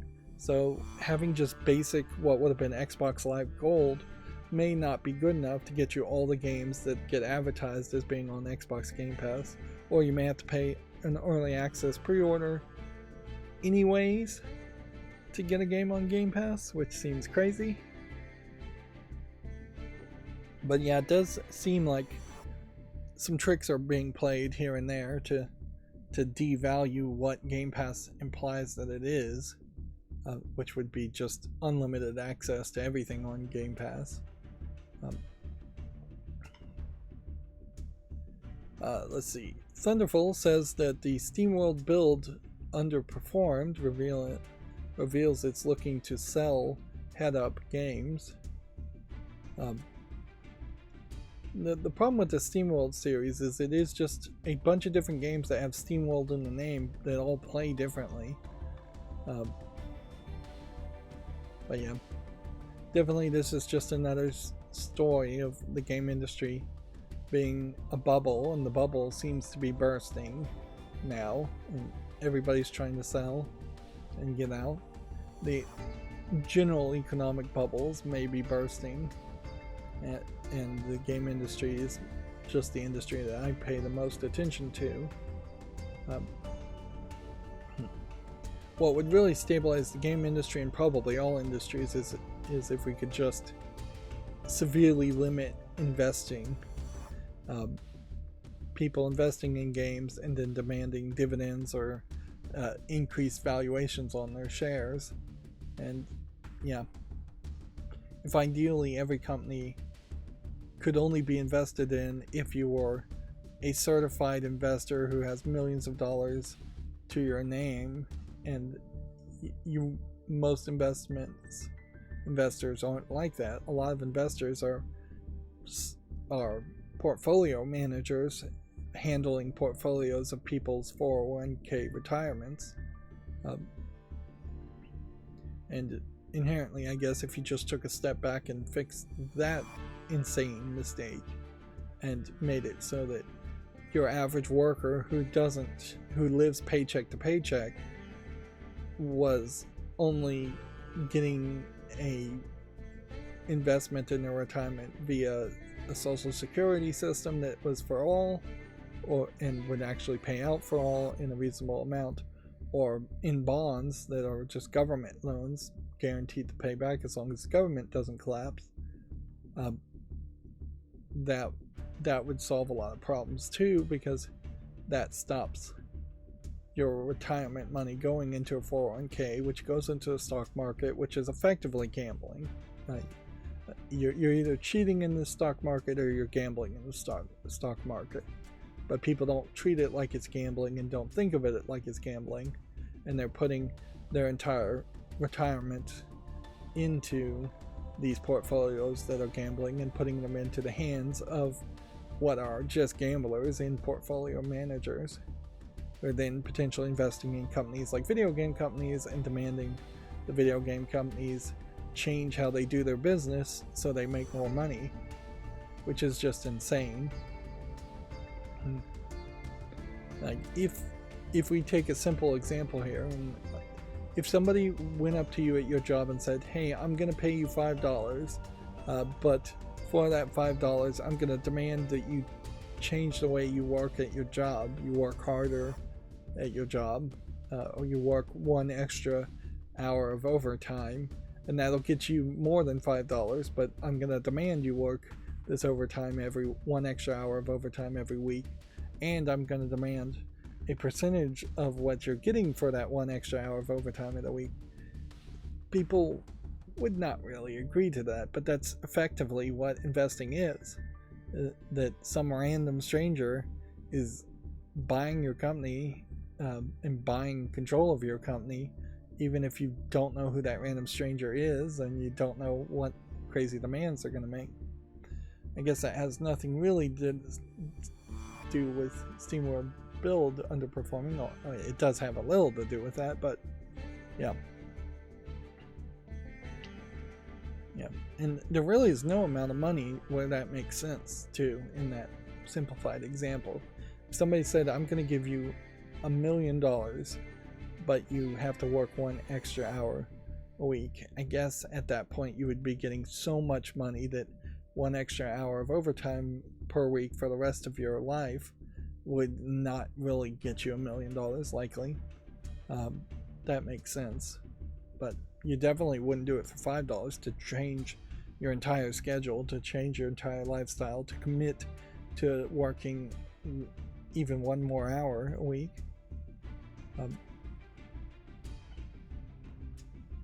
Let's move on. Final Fantasy VII Rebirth is currently the second highest scoring Final Fantasy on Metacritic. The only other Final Fantasy game is Final Fantasy IX that has a higher average score. It definitely seems like nobody has any complaints with Final Fantasy Rebirth. Although, I'm not sure that the game is actually out yet, either. I know the demo is out, but I don't know if the actual game is out. And you still, for me personally, have this problem in that I might want to play Final Fantasy Rebirth and the Final Fantasy, what was it called, Reload, before that. But I would want the third act, I'd want the whole story finished as far as Final Fantasy VII being remade. And there's some spoilers for the original Final Fantasy game that are implied they would also happen in the remake of Final Fantasy, but I'm not 100% sure I believe that that's actually going to happen, or that any spoilers are going to happen. I think it may very well be a case that they pull a twist and it changes how the story goes. Like, ideally, this is working so well in sales terms that you don't cause the character to die off who dies off in the first game, and then you can just continue to have a sequel series, same characters, and call it Final Fantasy 7-2, like 13-2, and just continue to try to have the same characters, and potentially have Final Fantasy be just the characters that have been reintroduced and people like, instead of struggling to try to make a new game called Final Fantasy with a whole new group of characters and a whole different setting, because Final Fantasy 16 definitely is not being received anywhere as well as Final Fantasy 7 Rebirth it seems to be received. So yeah, Square Enix is a crazy company though, so who knows what they'd really do. But if they were wise, they probably should have stopped after Final Fantasy VII came out and said, this is just what Final Fantasy VII is going to be, and we're going to put all resources into these characters and into this world. Of course, that would have meant that we wouldn't have ever gotten Final Fantasy 13 or 14, the online MOBA, MMO, not MOBA, but yeah. Nowadays, it probably would make sense to split off the 3 successful series of Final Fantasy games that are modern games into maybe new names, where you just have FF7 : something, and continue to make Final Fantasy 7 games, and Final Fantasy 13 games. Getting remakes or sequels of those are possibly around the corner in the next decade or two. And then the MMO will continue to have support, I'm sure. Nier Automata shipments and digital sales have topped 8 million. 500,000 units were sold in 10 months. This is a great example of where you can start a new series or continue a new series and keep the same feeling in the same world, although in fairness, the Nier game really didn't sell as well as Nier Automata and did get really translated well when it was originally brought to the West, but there's definitely an assumption that we'll have another Nier game that is part of the mainline story. They've recently dropped trying to make mobile games and spin-off games for the Nier in favor of just having more polished products. Although weirdly, you kind of need a character that looks like 2B or just 2B to continue the story. Otherwise, people are going to be fairly disappointed. This is also a Square Enix game, so had Nier Automata just been Final Fantasy 16, that would have just continued that same problem. So it does kind of seem like Square Enix is somewhat learning that lesson, where they are letting other newer story series play and have different names instead of just naming everything Final Fantasy, which even at that, it's kind of crazy that Final Fantasy VII is called Final Fantasy, because there's way more sci-fi in Final Fantasy VII than what you would have had in Final Fantasy 1, 2, or 3, which were actually just fantasy games in a fantasy world, whereas all the recent fantasy Final Fantasy games are not really fantasy games so much. They're more sci-fi in their elements, or they have at least a tinge of technology that feels like it's just generic technology instead of being based off like magical technology. You see it in the clothing of the characters.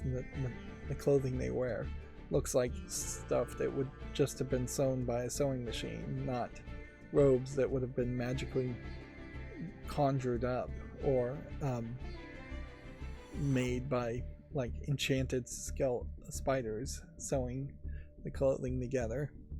Yes, you have chocobos and creatures, and sometimes you have like forested open areas, but Final Fantasy VII has a very high industrial level of feel to it. Moving on, Palworld Early Access has topped 15 million sales on Steam and 10 million players on Xbox. So the numbers still seem to be growing. The amount they've been growing, though, I would say has fairly significantly slowed down, and there really isn't anything new to say about Palworld in its early access state. This image is interesting in that there are several characters here that look like they would be the Elite 5 bad guys of the Palworld universe, each with their own pal behind them. But this may just be a generated image and have nothing to do with any real storyline. We should check Palworld here on Steam and we can just see what the reviews are saying right now. Very positive, 94% in the last 30 days, which it's not been out for barely 30 days anyway, so this doesn't need to be on the follow list and the wish list. But yeah, we're not seeing a huge issue. The 24-hour peak is 337,000 players, which is still very high. The Nintendo Direct has come and gone, and they said absolutely nothing around Palworld, which from that you can assume that the Pokemon Company, which Nintendo is a part owner in, has looked at this and said, yeah, they really can't make a lawsuit against Palworld that would win. Also, noticeably, the Pokemon Direct did not tease, well, the Nintendo Direct, let me get this straight, the Nintendo Direct did not announce or tease any kind of PC Pokemon game, which, if I was the Pokemon Company, I would have been sitting on some kind of PC version of at least Pokemon Red, Green, and Blue, and probably Yellow too. It would be very easy to release that with just a simple emulator and say, we're coming to Steam, we're coming to PC, and try to compete and try and steal some of the audience from Palworld by having an official Pokemon game come to PC. And you could have definitely been sitting on that project and just said, yeah, internally we have working PC versions of Pokemon, but we have never chosen to release them because we didn't feel the need to. Palworld comes out, you feel a need to at that point, then you release it. There is a Pokemon Direct coming out, which hasn't happened. The Nintendo Direct did happen. So they are claiming some kind of exciting news will happen at the Pokemon Direct. So there is still a small possibility that they'll announce that they're going to try and sue Palworld. It would be better for gamers and consumers in general if instead of trying to just sue a game that people are liking out of existence. They actually did just try to compete and release something on PC, even if it's something fairly weird, which it very possibly will be something very weird, like the sleep tracking app.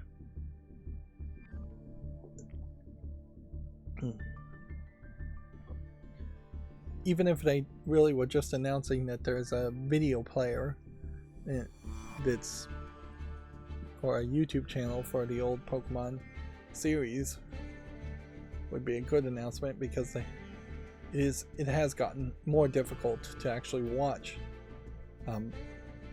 the Pokemon anime old series. Some of the licensing rights expired, and the Pokemon TV app on Switch, I think, is being shut down. Let's see.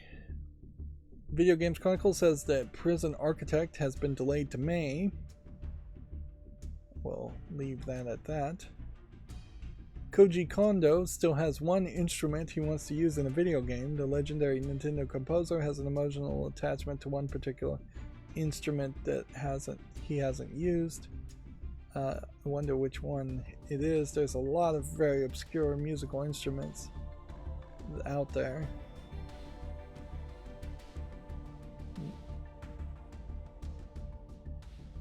The Tashokoto, also known as the Nagoya harp, is a specific type of koto, a category of Japanese string instruments invented in 1912 by musician Goro Morita. Do they even have a picture of it? No. So yeah, it's an obscure Japanese musical instrument, which I'm pretty sure there's quite a few obscure Japanese musical instruments out there. So yeah, this is the kind of GameDeveloper.com article that really isn't going to mean too much to anything. We'll probably see him use that instrument at some point, and I imagine he'd probably play it better than most, but not at an expert level. If there was any kind of like deeper story as to why he wants to play this instrument, I don't know. Kondo says it's one he remembered when growing up in the 1960s Japan. When I was a child, my aunt would practice on that instrument. The idea of playing on the keys with one hand while strumming the other seemed engaging and interesting to a veteran composer. So it's like half harp, half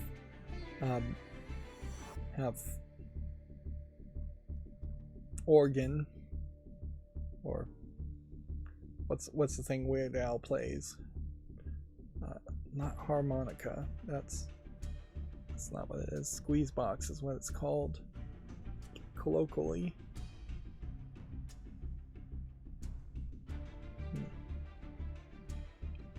Well, whatever.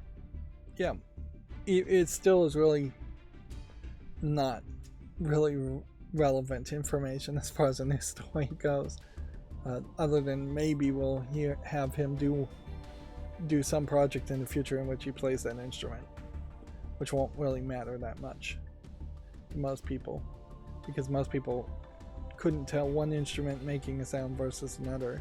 And if you asked me, generally speaking, I would just assume all music is programmed these days by just MIDI samples and programming the music in a computer. You would have a MIDI compatible piano pretty much plugged into the computer. You would play the notes on the piano, then you would translate the notes to a different sample so it would sound like a harp or a flute or whatever you wanted it to sound like. But it's all just computer generated sounds to me. I don't get into the deep elements of music, and I'm not that intelligent around music to get into the deep elements.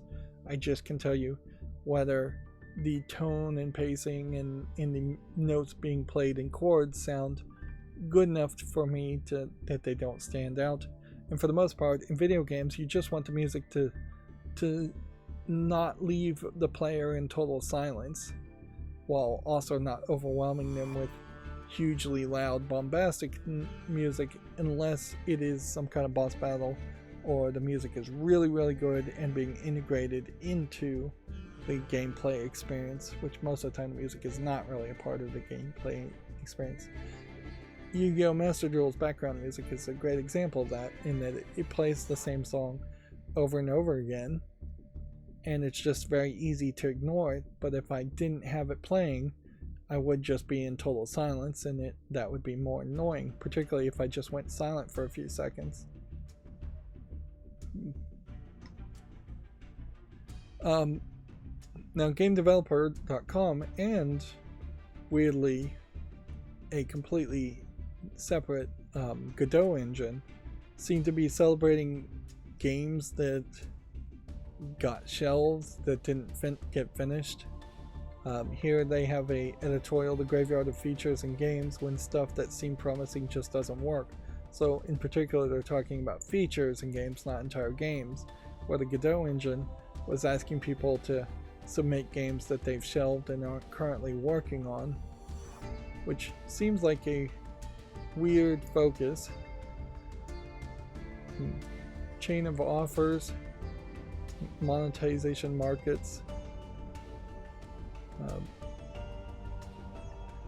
Now, if you're a game developer, battle passes, thinking about monetization or thinking about adding features to your game, an article like this might be very useful. It's just not really news to talk about features that just didn't really work.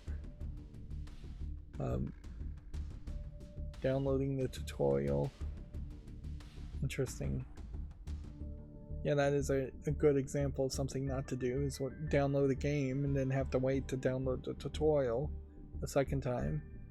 Doing 2 downloads in a row is going to be a mistake. But this list really doesn't feel like it's that extensive. More, this is how somebody took a rant against 3 or 4 things they don't like and turned it into a editorial that comes off a little bit more high-minded than the rant would. You see, Warner Brothers bracing for a tough quarter after Suicide Squad underperforms. Notably, Warner Brothers also doesn't really have any other games that they can lean on, so it's not just a case that they can say, well, Hogwarts Legacy is still selling well, so it's okay that Suicide Squad underperformed. Deep Rock Galactic Survivor has sold 500,000 units in its first week, which, okay, another potential success and another hint that people are ready for new games and ready to play new games.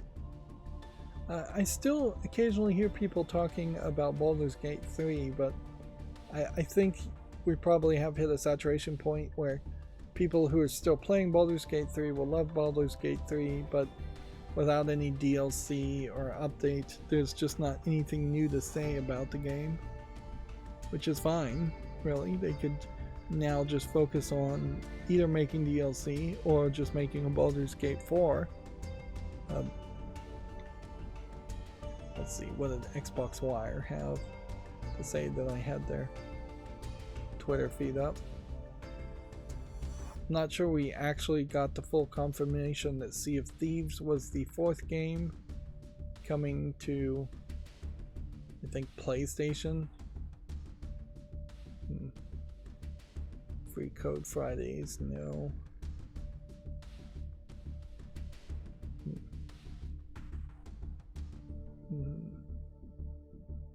This Garden of Life Cozy Simulator maybe caught my attention as a game that's out on Xbox.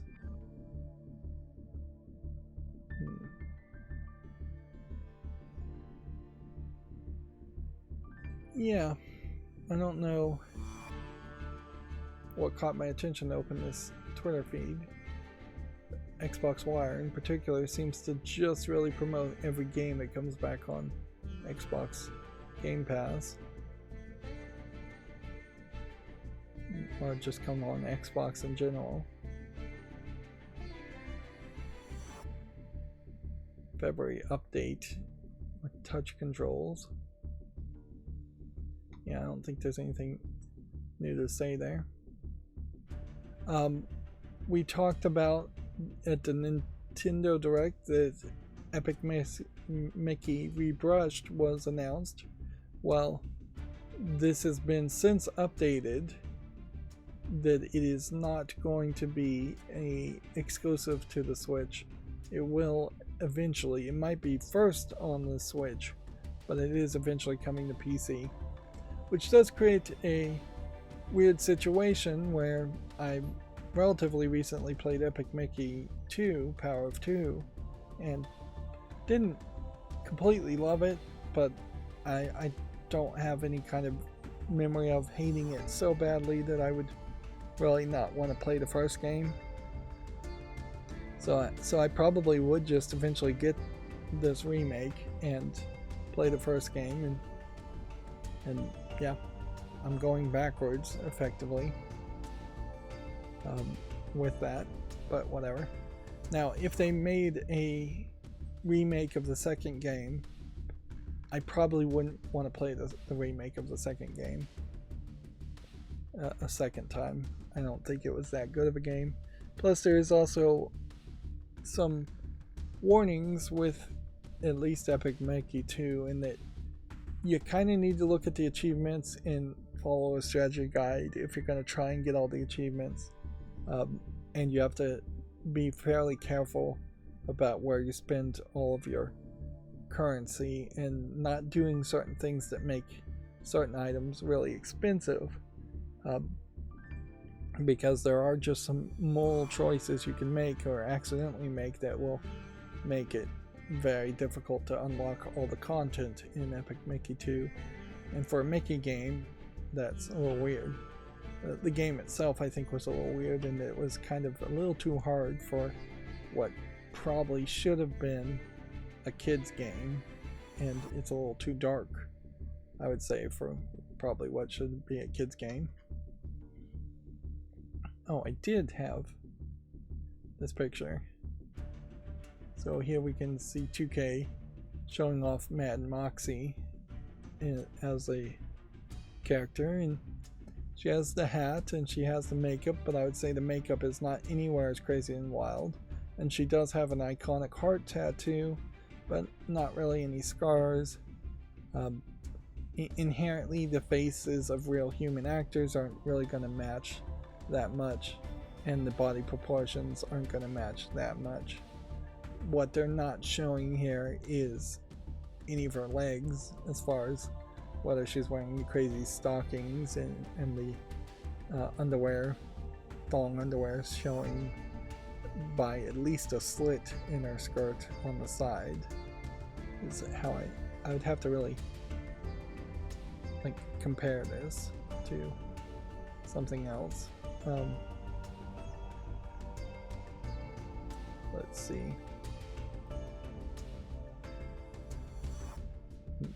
People are saying she looks old.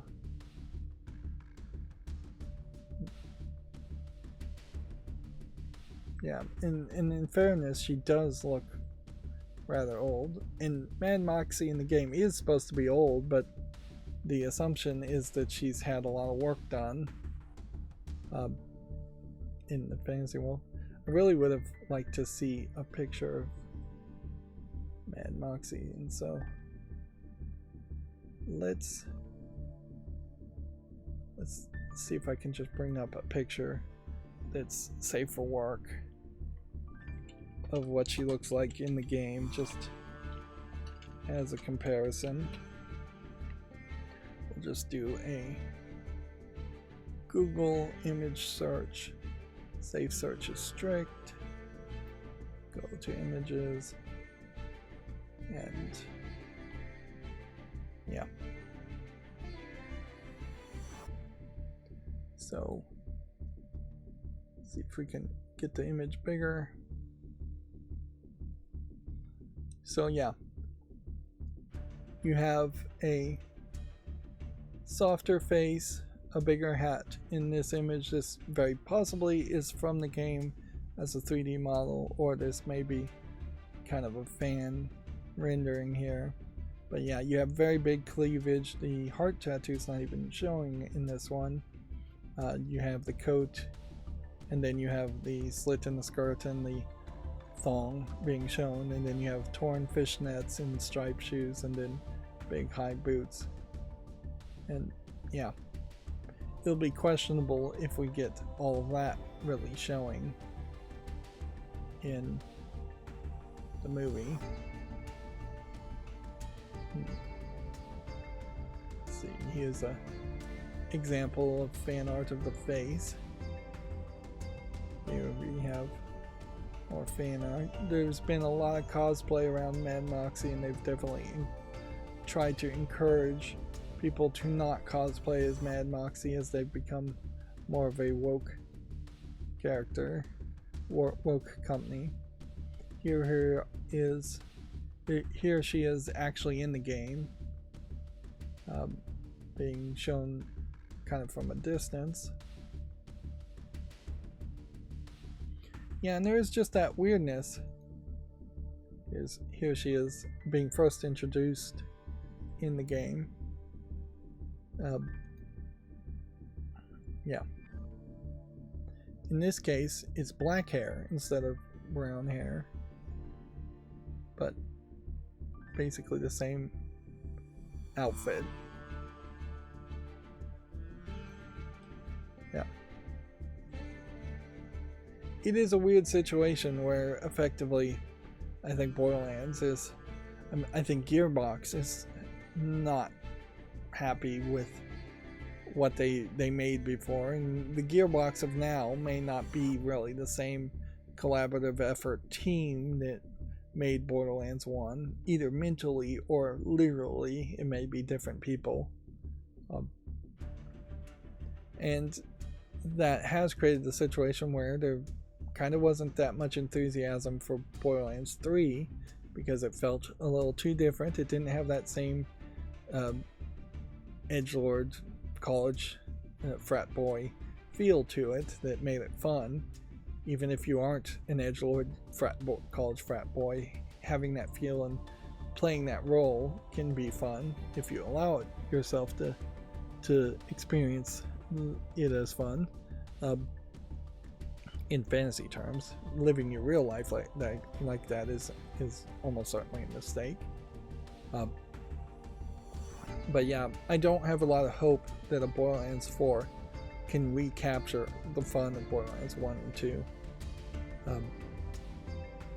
So, if anything, it's a series that probably should be put on the shelf in favor of Gearbox trying something different for a while, or 2K may very possibly hand Borderlands over to a different company anyways to develop it, and then Gearbox, if they're still around as a company, which is a possibility that they would just go out of business, they should focus on something else. Although all they have elsewise is Duke Nukem, so even if they were going to make a new Duke Nukem game, it's still going to have that college frat boy feel as the type of games they've made. That's all they've ever really made, is like gamer bro style games. Like, you just cannot expect the Gearbox would make some deep, insightful Last of Us type experience. They should experiment with that and try to make something like that, but they just don't have anything implying that they can make a game like that. And the one time they tried to do it in Borderlands 2, it just comes off fairly awkward when they killed off Roland. Moving on.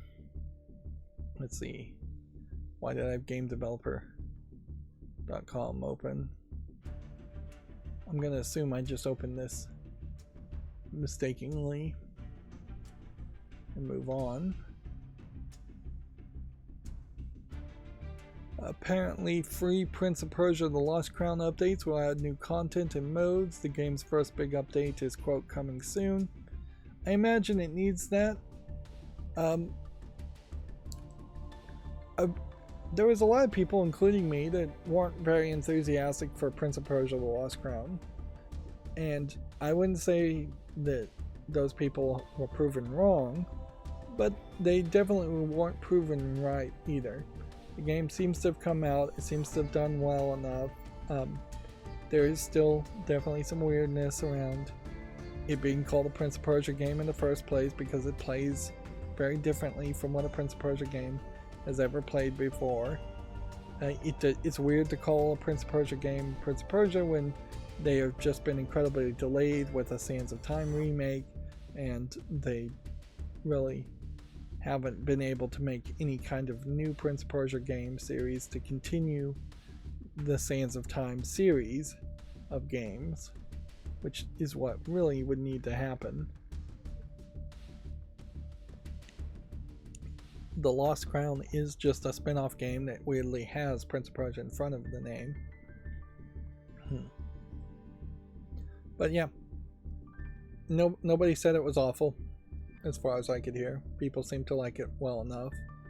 Having new content and game modes, certainly for any game, would help it, and so it is the right move to go. Inherently, this is a Ubisoft game, and Ubisoft games are limited in the number and quality of their most recent releases, and I would prefer to see a spin-off Prince of Persia game than yet another spin-off Assassin's Creed game, or even a continuation of the Assassin's Creed main series at this point, since the main series has completely changed what Assassin's Creed once was. The Diablo and Tony Hawk Pro Skater support studio Disruptive Games has made layoffs. They've had to, sadly, the quote here, let go many amazing talented game developers, which they are definitely not living up to their name as far as being disruptive to the industry by doing it the exact same thing everybody else in the game industry is doing, which is just making layoffs. I definitely hope that the current and future generations of kids who would want to be video game developers are paying attention to all these layoffs and realizing that if you are going to enter the video game industry, you're going to have to be part of a massive effort of probably unionization or in some other way actively participating in change of how the game industry works.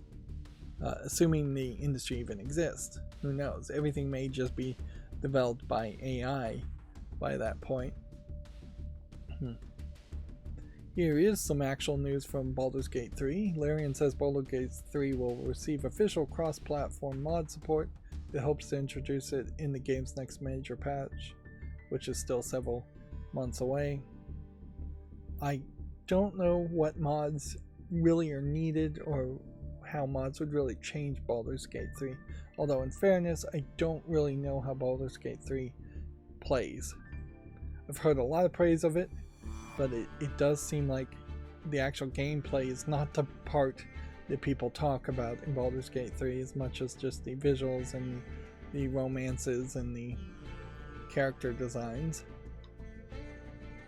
The Hideo Kojima documentary called Connecting Worlds is now on Disney+. Disney+, last I heard, was doing pretty poorly. It seems weird that a PlayStation Productions documentary and Kojima Productions somehow ended up on Disney+, but whatever. And honestly, that feels like a weird place for it to be. I always get the feeling, as somebody who doesn't have Disney+, that Disney+ really should just be like the Disney Channel, and it should just have Disney movies and kids cartoons, and it really shouldn't be any adult content at all, with maybe the exception of The Mandalorian and some of the Marvel failed TV series. But it always feels like there's just more on Disney Plus, and the Disney Plus is trying to target adults way more than they probably should. And a documentary in general feels like you're targeting adults, and a documentary around a kind of crazy Japanese game creator who made a crazy Japanese game really stands out as being weird. Activision says that it has banned 6,000 Call of Duty accounts following a spike in cheating reports. Game code for the limited time perks like Super Speed has also been disabled.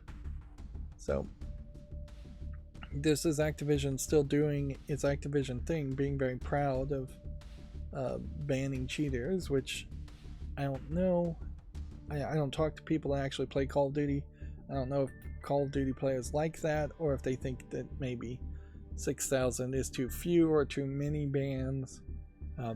It does seem very weird that Activision in particular is so proud and so vocal about who gets banned. It's not like Steam comes back this often and talks about how many VAC banned accounts they've made and had, because when you are proud about banning 6,000 accounts for cheating, you're just admitting that there's a lot of cheating going on in your game, and you can not really prevent it 100%, because we know that this isn't a case that they caught all the cheaters and the game is now cheater free.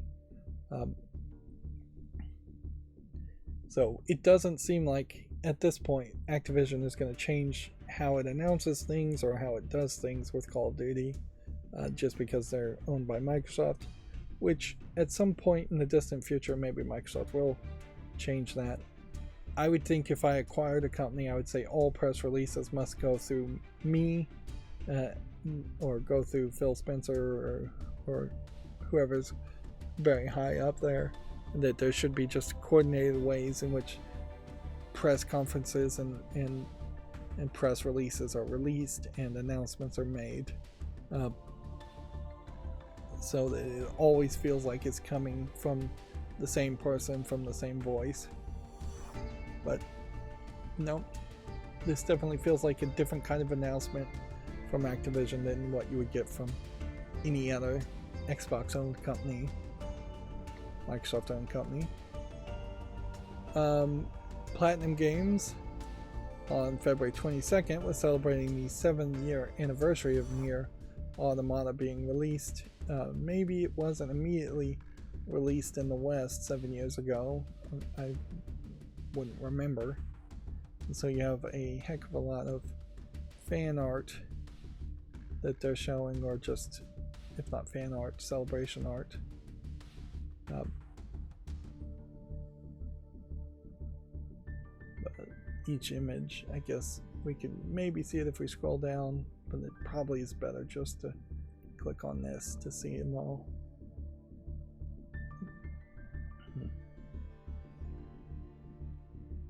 Yeah. This is from their own website. So clearly they're still making 2B be the celebrity of the Nier series. So they're either going to have to introduce that's less images than I thought we would actually see there. It's weird. Seems like there was only 3 or 4 images that were big, and then there's a bunch of smaller ones. So yeah, they're gonna have to introduce either a character that looks a lot like 2B, or in some other way looks very different and very interesting, and they roll the dice on that. Yeah, you have the same problem with like Atelier Ryza series, in that as soon as the trilogy of the Atelier Ryza series ended and they moved on to a different Atelier group of people, it didn't feel as interesting once they had that character from Atelier Ryza show up and gain attention. They should have just milked that completely.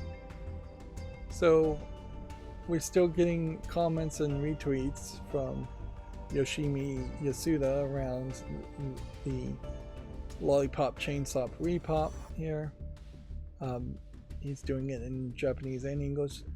He's pointing out that Juliet, this character here, has been retextured, but the model has not been changed.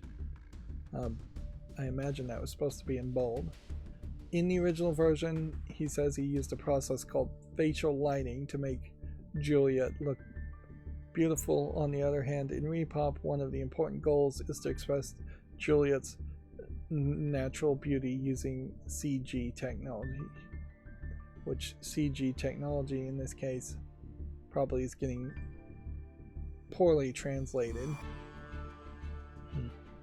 My assumption here is what he's implying is that he used spotlights that were invisible floating around the face and maybe the entire body in the original game to always light Juliet correctly, which even that would be actually a little higher technical than I imagine the game would have had. I would have just thought that it would have been a light map applied to her face and body to apply lighting, in which the texture would have certain brightness level always applied to the colors of that character.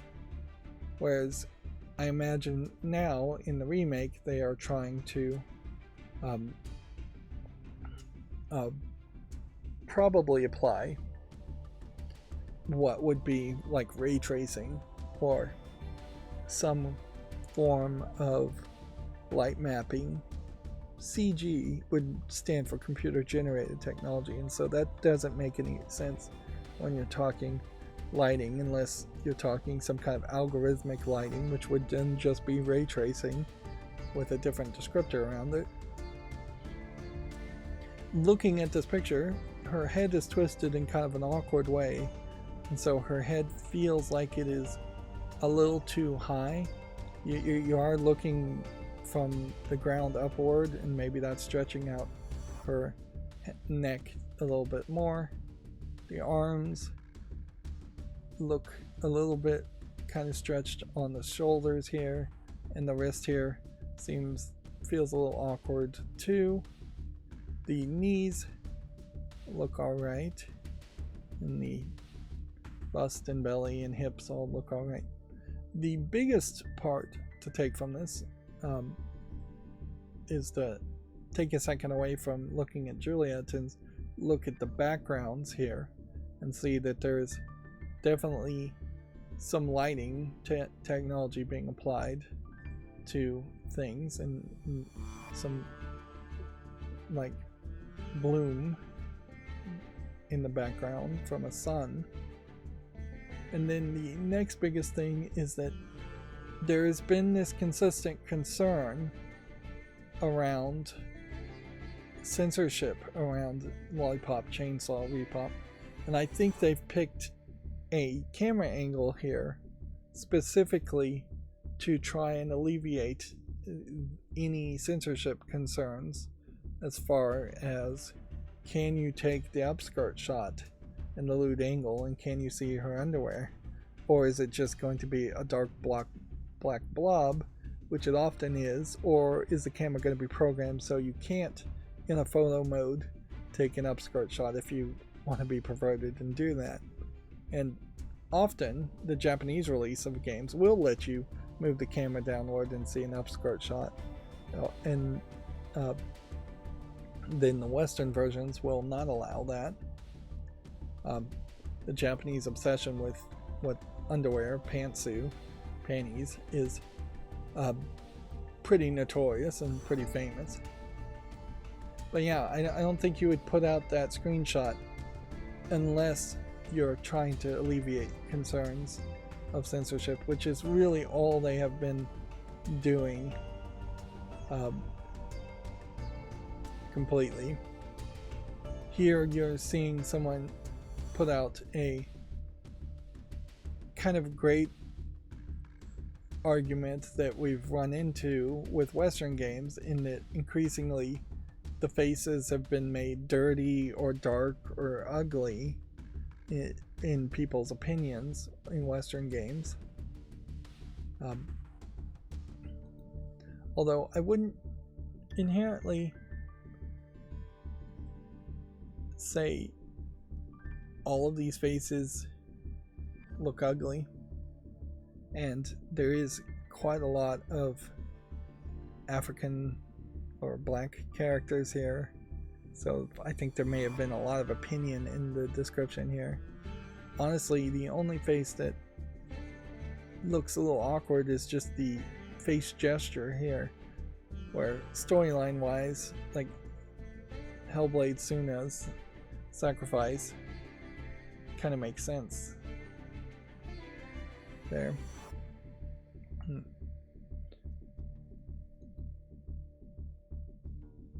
Yeah, but yeah, here you can see a meme of here's what the face model looked like here, and then here you see chubbier, fatter face of the character in the game. And a lot of that, I think, isn't 100% intentional. I think some of it has to do with just the bone modeling that's happening internally in some engines. But yeah, we have seen some trends of faces in Horizon in particular being changed from the first game to the second game, where she's chubbier and fatter in her face, and I think the change is mostly the problem there, not the end result. Had she always had a chubby face, then I don't think people would have complained as much. It's the fact that it changed in the second game, and I believe that was the same case with some of the characters in The Last of Us 2, Abby, I think in particular. She looked one way in the first game, and then they changed the way she looked in the second game. Then they remastered the first game to make her look even more different. And frankly, you're just not making great waves towards pro-feminism or equality by changing the way a fictional character's face looks and being obsessed with their outward appearance. That is what, even if it is just positive sexism, it's still just sexism at that point. Juliet from Lollipop Chainsaw is a fairly strong, independent woman as a character. Her appearance and her dress really should not be in the conversation as much as what she accomplishes and what she can do and how she does it without the need of a man, but also she has a boyfriend and is able to have a relationship that she chooses to have with the boyfriend. Moving on, we're going way too long again today. IGN's workers-led Creators Guild has successfully unionized. IGN's parent company Ziff Davis has willingly recognized the IGN Creators Guild, made up of 80 staffers across its creative and editorial team. Willingly recognized is probably the wrong phrase to ever use in this kind of situation. I imagine they legally were required to recognize it, or they were going to spend millions of dollars to try and fight in court just to lose. There is probably some good things for writers and creative peoples to be unionized, but then this is going to heavily depend on whether you think the workers at IGN are good at their job or not, or whether they make good content or not. It's probably a good thing though. Inherently the internet is getting flooded with companies making AI generated listicles and garbage articles, so having people, even if you don't always agree with their opinions, even if you never agree with their opinions and you're just reading their articles as counter arguments to what you believe, it's still better to have humans in that role, I think, making articles instead of just not making articles at all or having AI create articles. So I guess congratulations on them to unionize. It is going to just maintain the status quo very much, in that it is a very tight-knit circle jerk community, for lack of a better term, as far as video game journalists, mainstream video game journalists.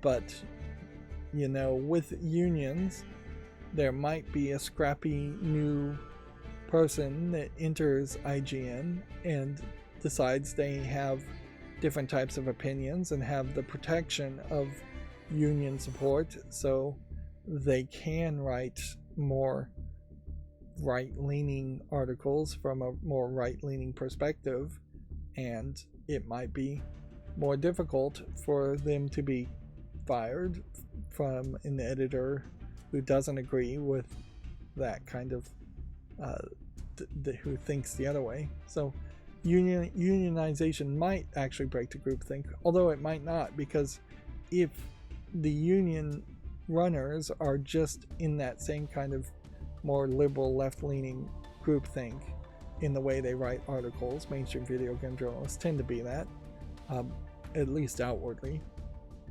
the union members may just not protect the right-leaning game people, which there are some mainstream video game journalists that do have more conservative right-leaning opinions that would color their articles if they felt like they could get away with doing that. Ideally, all video game articles would be written very flatly, and there would be no US political agenda or leaning in any of the articles. It would be easy enough to do that, but it's not really the case. And it's not perhaps Democrats and conservatives so much as it is what SJWs think versus anti-SJWs think.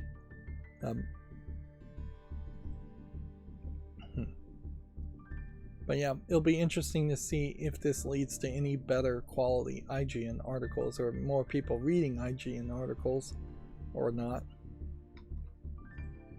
Moving on, over 25 million people have played Palworld. Apparently, I'm not sure if this is a rumor or if this has been confirmed, but the PlayStation VR 2 could be getting PC support later this year. We are currently testing the ability for PSVR 2 players to access additional games on PC, is the quote. So I guess this has been confirmed. It makes a lot of sense. By the time it came out, though, I think Valve might have a new VR headset of their own. So unless this was just considerably cheaper, I just don't see a reason to run out and buy a PlayStation VR 2 at the moment. I guess if you already have a PS5 and money is no problem, buying a PlayStation VR 2 to play the few PlayStation VR 2 games on the PlayStation might be a decent thought. Maybe you could get it on sale at some point, but I bet it never would go on sale. But yeah, if I was trying to play PC games with a VR headset, I don't think I would even be considering the PlayStation VR 2 unless it was just way cheaper and just about as good. The bigger problem still, it doesn't matter how many platforms any VR headset is playable on, there just aren't enough VR games worth playing.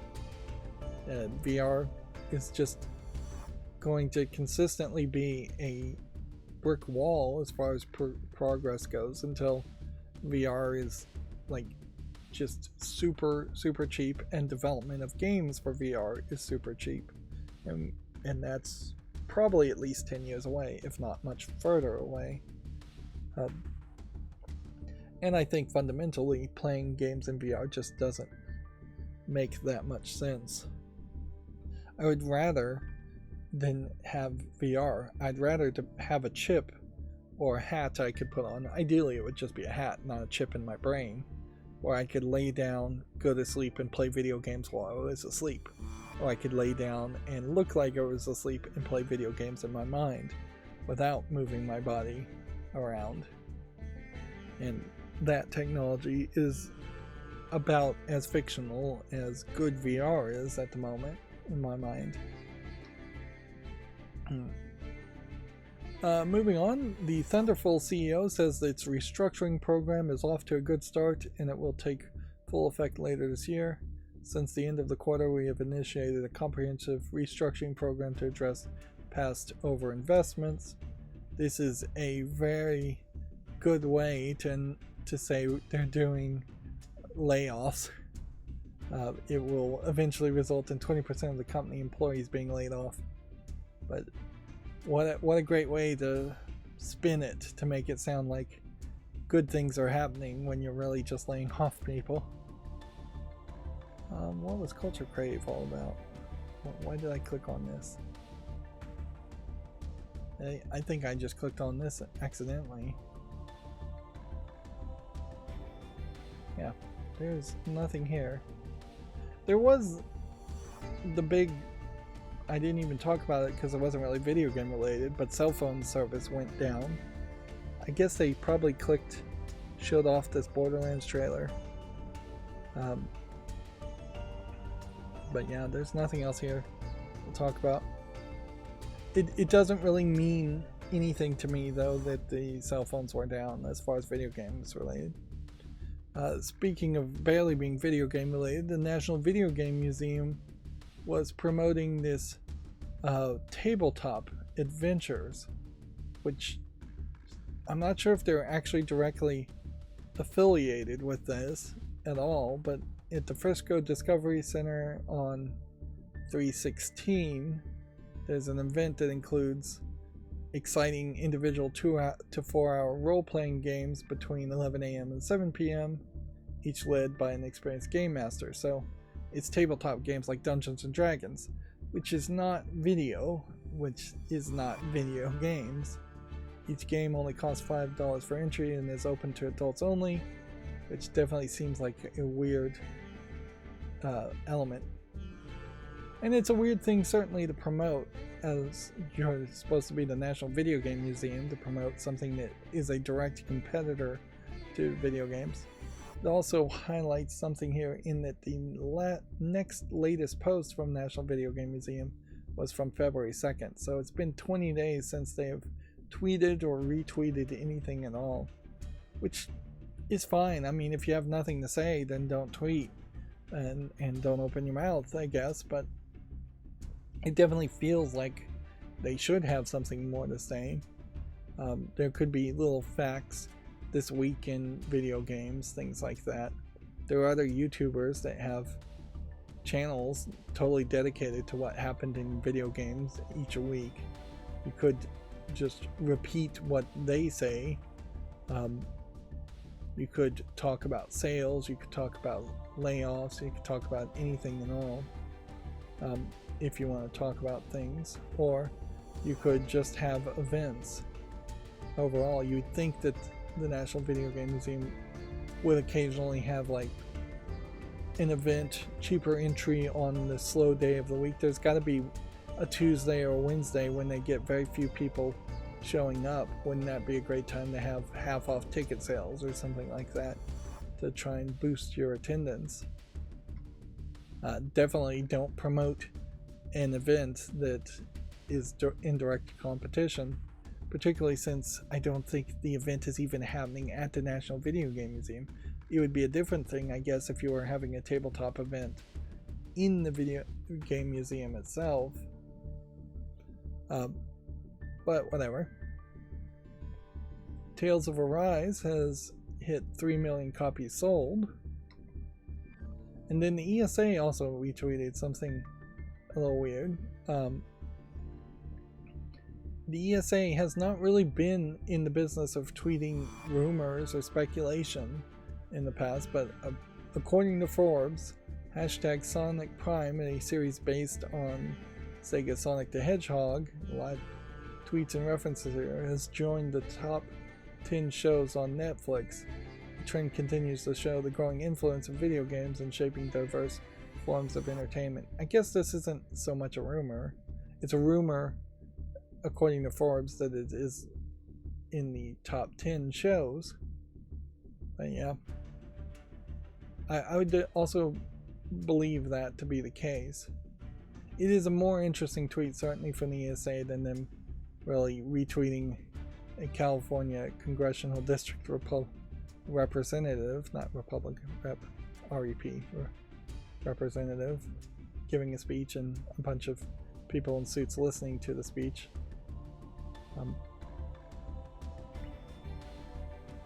Okay. The refurb Steam Decks, by the way, as I'm looking at this page, have been fairly consistently out of stock, I think, for months. I just don't think you're going to likely ever get a refurbed Steam Deck. And frankly, at this point, I am very much leaning to just biting the bullet of buying a $500 OLED version anyways.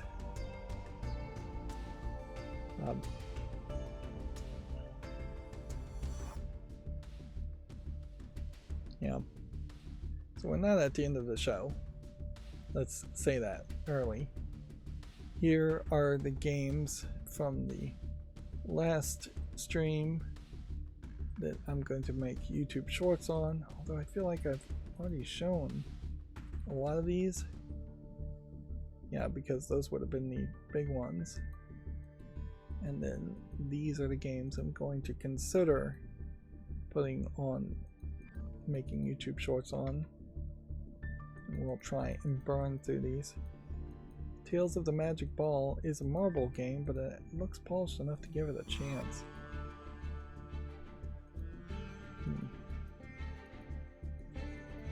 I'm gonna say no on this case. This is just a little too poorly animated.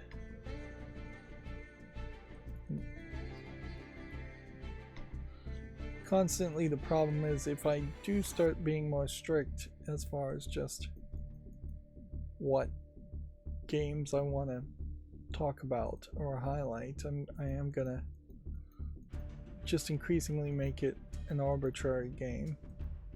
See, if this game was an old game, I might have said yes to it, but it's early access, so we know it's a brand new game. Forgiveness is an interesting title for a video game. People don't talk about forgiveness much at all in life, and you definitely don't talk much about it in video games.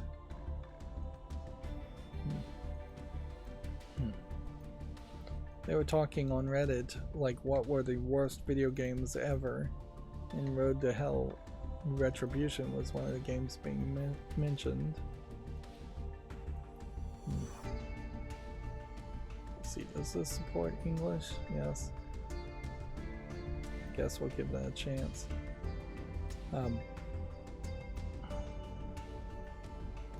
But inherently, the problem with trying to name the worst video games ever is you're ignoring the vast majority of the garbage games on Steam, games that nobody would have ever seen. So you're having to make an argument that might very well just be a matter of opinion, as far as, is a game way worse because people actually saw it and it was actually advertised and sold in the store, or could the garbage games, of which there are plenty on Steam, be so much worse, which they very possibly are so much worse, that they deserve more derision than they get. Although inherently this also highlights a case where the games on Steam that are terrible are unlikely to be seen. And we have yet another adult game where you have anime waifus in bikinis, where this almost certainly should be in the adult section and have actual nudity for it to make any sense at all. And yet it doesn't seem to do either one of those things, be in the adult section or have actual nudity.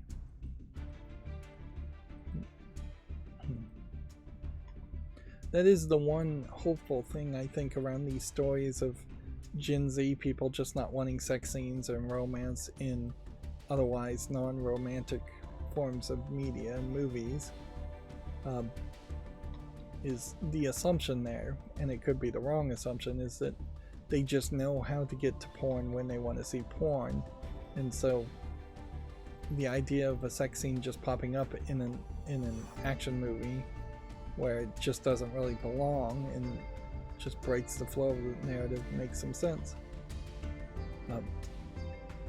That's one way to take it. The other way, and the fear, is that Generation Z is really just not having any desire, any sexual desire, and they're just gonna have a generation of asexual people who won't want to have kids and won't want to breed, which isn't too terrible, but could be certainly bad. A country's stability at the moment, at least, is based on its populace. So if one country lost way more people in population decline than some other country, it's straight up at risk of being invaded or attacked. Now, at a certain point, if we just had drones defending countries against countries, population declining won't matter that much, and then population decline in general is mostly a good thing because it leaves more resources for the remaining people. And there is definitely a big difference between Generation Z kids, this is a Korean only game, not wanting to see sex scenes, and Generation Z kids growing up in their 30s and 50s and not wanting to have kids at all. There is a high chance that this is an interesting idea, investigating a plane crash. A little morbid, certainly, but it's certainly not something I've seen in a video game before. Yeah, there's a high chance that most kids would still want to cohabitate in some way, get married or whatever, and have children.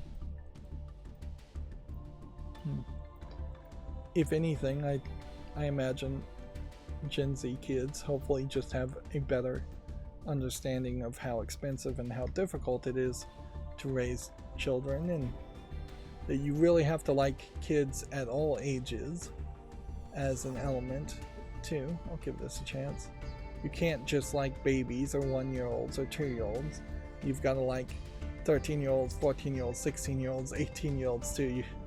You have to be willing to at least tolerate those children at all those ages, because they are going to be that age. I'm going to put this on the fall list, but I'm not going to make a short on it, just to see if maybe it gets reviewed well.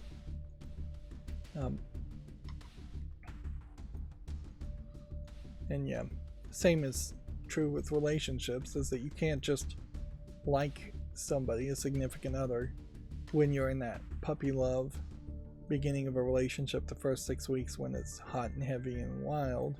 You've got to also be able to at least tolerate them when they're sick, when they're old, when they're angry, when they're doing poorly in the job, when they're fired, when they're doing well in the job, when they're overworking potentially in the job. Like, all of those are different statuses that might occur with a significant other.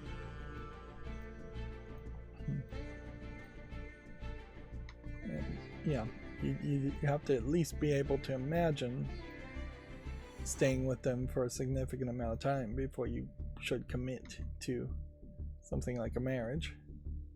Star Trek Legends, interesting. You would have thought that there would have been more advertisement around this, but it has actually been fairly commonplace that Star Trek games do just come out of the blue on Steam, either because they are mobile games first and foremost, or because the Paramount is just licensing these games to nobody people. This is an online PvP game with some single player aspect to it, but I wouldn't be surprised if it's fairly focused around online PvP, and it's in early access. Yeah. I'm not sure there really is a game you want to play here, but unlike the last Star Trek game, it does seem at least that you are focusing on characters versus the last game focusing on ships. course, you also have some weirdness here where you have like Locutus and Borg and Worf, and then you have, I don't even remember her name, from Star Trek Discovery. Like, one of these is not like the other in relevance to me. I am still playing Star Trek Lower Decks on my cell phone, although I should really stop playing it because there is no new content once again. I hit a wall. And yeah, I'm still playing Tinka Fuma as an adult game on my cell phone, and I'm still playing Memento Mori. I've really pretty much given up at this point, but have yet to uninstall the 7 Mortal Sins Ecstasy game, but I should do that. This Lost Legends of the Red Wall, either this is a spin-off game, the Scout Anthology, or a repackaging. But I remember something around this name and it being somewhat promoted. If you're familiar with the Red Wall book series, which I am not, this should be fairly exciting. Unfortunately, I don't think there's that big of an audience of people who aren't familiar with the Red Wall series that also play video games. Yeah, and here we have a spin-off game coming out, but only 2 games, so they're not really flooding Steam with a whole bunch of Red Wall games. But at that point, you kind of would have expected a bundle for both games. Here we have Nightingale, which is mixed reviewed at this point. It's an early access open world survival crafting game, it says, but the visuals really make it seem more like you're just fighting creatures and not really crafting at all. Feels like it's trying to be maybe something closer to what Fortnite originally was. Let's see what the reviews say. At this time, even though I bought the game and I'm playing it, I can't really recommend it. I participated in the playtest and found certain aspects of the game to be annoying and made me question the design focus of the game. I provided feedback and I hope they can fix some of the most glaring issues. Instead, they doubled down on some of the more annoying aspects. There are now in my crafting view 27 augments for various crafting benches. These are items you can craft and place near other benches. Some augments affect only one bench, some affect multiple. Yep. Played for 40 plus hours at the time of writing, and I've been looking forward to the game for years, and there are parts that are good.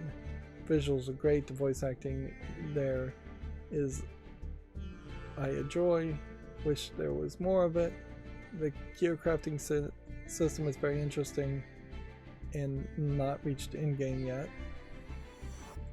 There's a lot of thing here.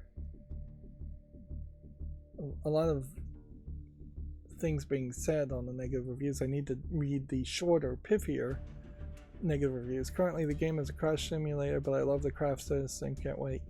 So it seems like more people like the crafting system than people hate it. Combat is super clunky and you've got 3 animations to cycle through when using a tool weapon. Let's see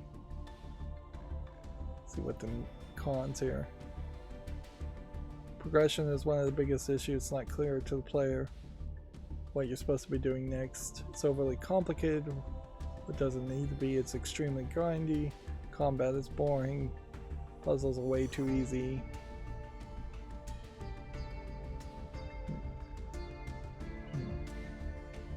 So, really long-winded negative reviews. Normally we don't see that in games.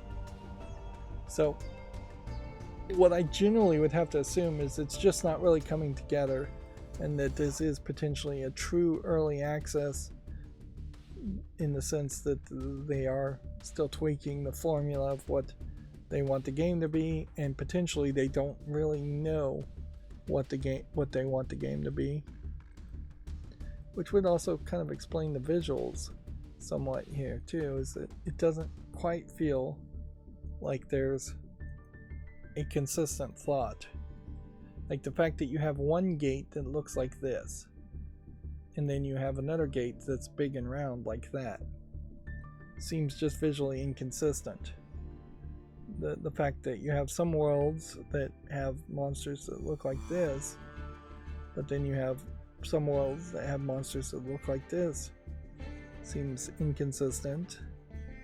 And then you definitely get some real inconsistency here with this, and fairly high inconsistency in the dress and the outfits.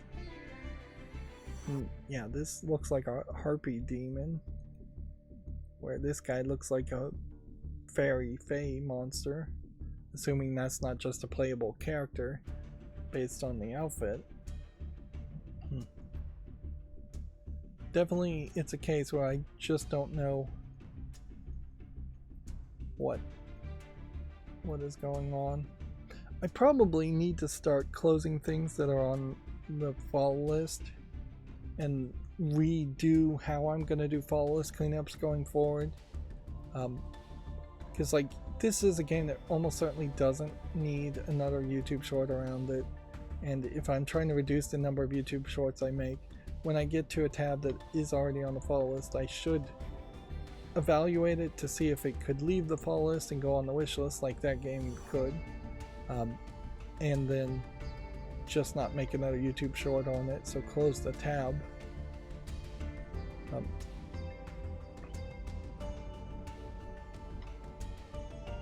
Let's see, World War, give that a chance. And this has been something I guess I just haven't really had to deal with so far in my systems, because I just have not run into a lot of games up until this point that that had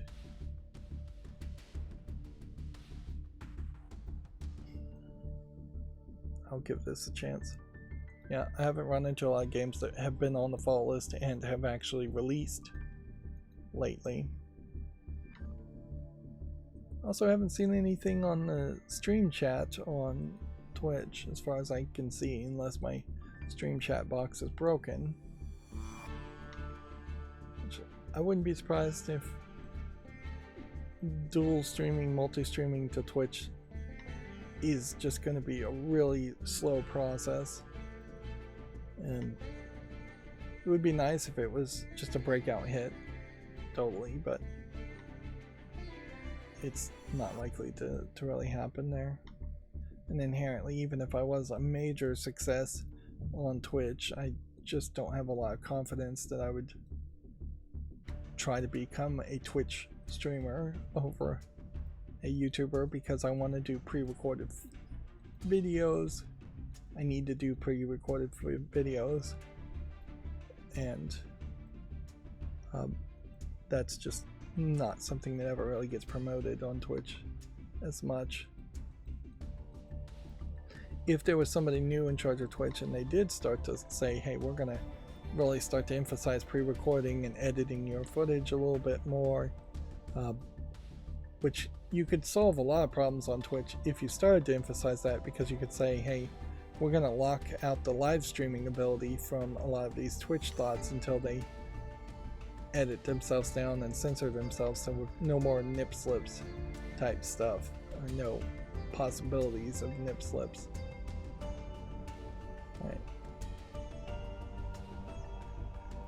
Yeah, here's another example of a game that's on the follow list, which I guess I still have to leave it on the follow list, but I don't think I need to make another YouTube short around it.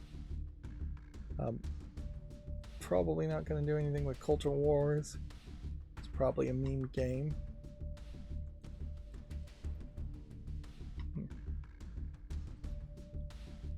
But yeah, that is definitely also working on the assumption that Twitch wants to eliminate the feeling that at any point you could get a nip slip getting cancelled. I'll put this on the follow list, but it's not visually interesting enough to make it short around. This Penny's Big Breakaway game might be something bigger. Geometry Survivor is a mess of neon colors. And there is definitely a danger that you could make a good game that's a mess of neon colors, and I just wouldn't give it the time of day and make a YouTube short on it, because in screenshot form there's just way too much going on the screen. But yeah, most of the time I assume the games are pretty bad when they have big blobs of neon colors filling the screenshots. Meteorite Z the Apocalypse. I'll give that a chance. And yeah, that will be it for the games. So that was the games that came out on Wednesday, or around Wednesday. Let's check SteamDB for the all-time peak so we can get a general idea. What the expectations here is to see Helldivers continue to be strong. Doesn't seem like they've gone up much. And Palworld is continuing to be strong, but definitely they have moved down in their trajectory. It seems to me it's more of a case, because of probably a lot of server issues with Helldivers, that they've just plateaued at 457,000 being their peak, and they're not going to, until they can fix their server issues, at least they're not going to be able to get to these higher numbers of 2 or 3 million concurrent players at the same time. Is anything else really different in the top 15? No, Grand Blue Fantasy Relink has dropped down to position 16. And Elden Ring may be climbing up because they announced new DLC around that. But yeah, doesn't feel like there's been that big of changes. Here we can see Palworld has dropped down, Helldivers has dropped down, Apex Legends has kind of plateaued off. Naraka Blade Point is kind of plateaued off. Lost Epic here seems to be a new game out of the blue, or it's doing really well. Let's see. Yeah, I'm not seeing any other data sample on my chart with Lost Epic ever being a thing, so it's either a brand new game, which would be nice if I had that information in the chart if I ever get back to working on this chart and trying to correct its many problems. But yeah, launch date would be helpful, or if we could make something like a star to show a start point, that would be helpful. I don't think Google Sheets could do a star though. Yeah, and obviously if somebody was better at making charts than me, they could probably do a much better job of making this chart to show the relative ups and downs of the big trending games, while also probably curating this so that most of these games way here at the bottom are not shown, because that's a lot of games. Although we probably should show these games and just ignore the top numbers, because that would give me more information. 2K has paid for a publisher sale. Definitely seems like Valve is really just letting anybody pay for a publisher sale, and I guess the question here is to look and see how far till we see Helldivers and how far until we see Palworld, which both of those games are in the top here being promoted. And noticeably, also, Baldur's Gate 3 is still being promoted. And IGN's Fan Fest apparently is also happening. And your average random games are on sale. Dreamlight Valley, 25% off. Still may not be worth it at that price.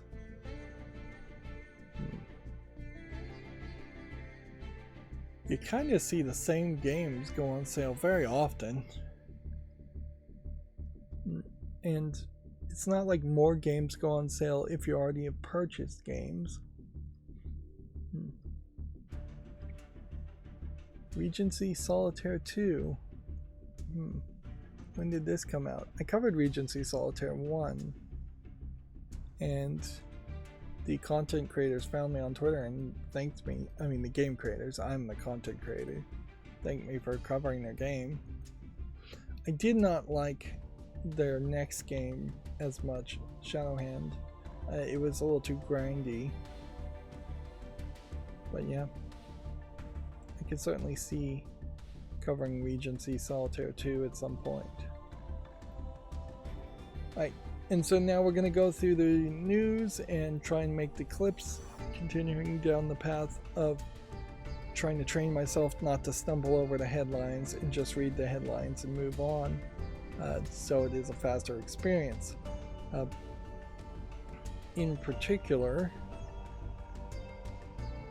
I think the clips may actually work today. I hope the programming is finally going to work as far as making the file to actually make the clips, instead of just pretending like I can make clips when I actually can't. Let's go through this fairly quickly. It's already been pretty long, although by Twitch standards 3 hours and 16 minutes stream is probably about average. Alright.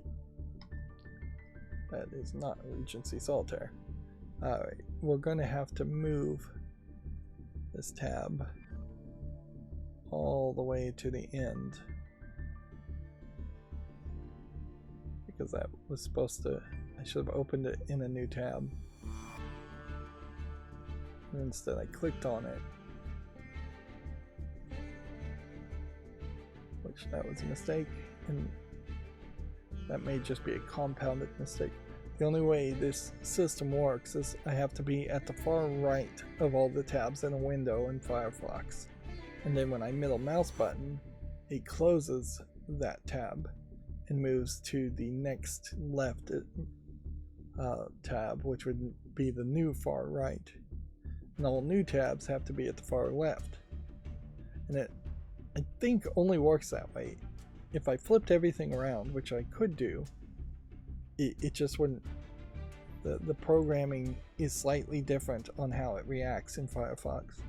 So I can't be at like the far left, which is normally what would be the situation, is that you'd be at the very far left of the tabs, and then in closing the far leftmost tab you would then go to the new leftmost tab, which would be to the right of the leftmost tab. Anyways, we're supposed to be covering news. Let's try this again. Activision is working to fix Modern Warfare and Warzone progression tracking issues. Warner says Suicide Squad Kill the Justice League has fallen short of expectations. Modern Warfare 3 tops US's January sales charts ahead of Tekken and Suicide Squad. Nightingale Studio says it's prioritizing an offline mode following fan feedback. Free Prince of Persia: The Lost Crown updates will add new content and modes. Larian says Baldur's Gate 3 will receive official cross-platform mod support. Helldivers 2 increases the player cap to 700,000, but CEO warns it will still likely max out. So I assume that's the number of XP you can get as a player, not the total number of players playing at the same time. No, it is the total number of players playing at the same time, isn't it? Yeah, that's not what I think of when I hit a phrase player cap. But I might be wrong about understanding what they mean when they say that. Activision says it's banned 6,000 Call of Duty accounts following a spike in cheating reports. Hideo Kojima documentary Connecting Worlds is now on Disney+. EA is offering 11,000 plus players $600 to opt into appearing in EA Sports College Football.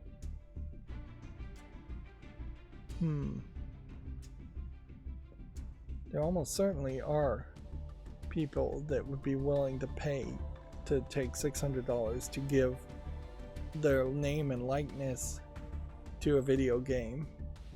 Like, I definitely would consider taking that deal.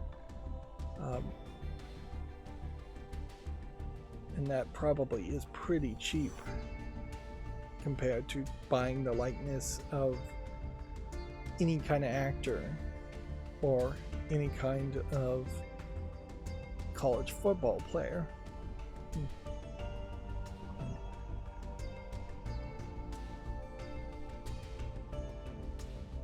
Yeah, I guess the question is, what do they mean by players here? Do they mean players of college football players, which $600 is way too little? Or do they mean players as in random people who play the game? So let's scroll down and find out the answer here. Yeah, it's asking more than 11,000 college football players to opt into it. So $600 is garbage money, basically, for your name and likeness.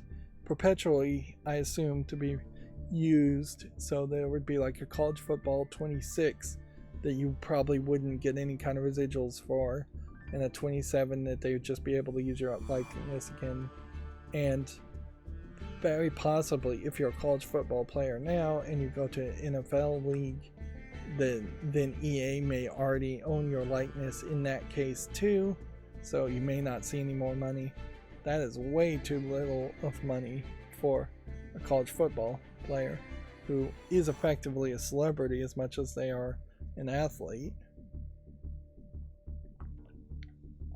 Well, they're probably more of an athlete than a celebrity, but they have to consider themselves both as a pathetic offer. It's such a pathetic offer, you really wouldn't want news reporting on that at all. And just putting out an offer of $600 in general seems to be like you're unwilling to really negotiate. You might have gotten some people for free, you might have gotten some people for less than $600, but you're definitely going to get some people that are smarter that are going to want more than $600. I'd think you'd be closer into the tens of thousands of dollars to have your name and likeness in a video game if you're thinking of yourself as being a college football celebrity. On the other hand, yeah, if it was just players being asked to put their name and likeness in the crowd, players as in people who just play video games, I would have taken $600 for that as a nobody. But as even a college football celebrity, which isn't even that big of a celebrity, $600 is laughable. That's ridiculously low. Mortal Kombat 1's Peacemaker DLC stars John Cena. It arrives next week for Combat Pack owners. WWE 2K24's confirmed final roster seemingly removes Vince McMahon and Brock Lesnar. They are using the old image here too. They had put, I believe, John Cena over Brock Lesnar in the new image. But yeah, it seems pretty obvious that Brock Lesnar and Vince McMahon are going to be missing in some levels from the roster. It's going to kind of suck if they're completely missing and unplayable, but I would assume that they are not going to be emphasized, and then there will be some way to play the characters or make a custom character that looks like Vince McMahon and Brock Lesnar. This is following sexual misconduct allegations on Vince McMahon and Brock Lesnar as to why they're being removed. It would be interesting if Brock Lesnar and Vince McMahon just get retconned from the history of WWE. Although if you tried to retcon Vince McMahon from the history of WWE, there is no history to be spoken of around WWE. Like, even when Vince McMahon's father was running the WWF at the time, is what it would have been called. Like, that would have to be retconned too. You'd have to just create a whole new backstory for wrestling and just try to lie to your audience completely.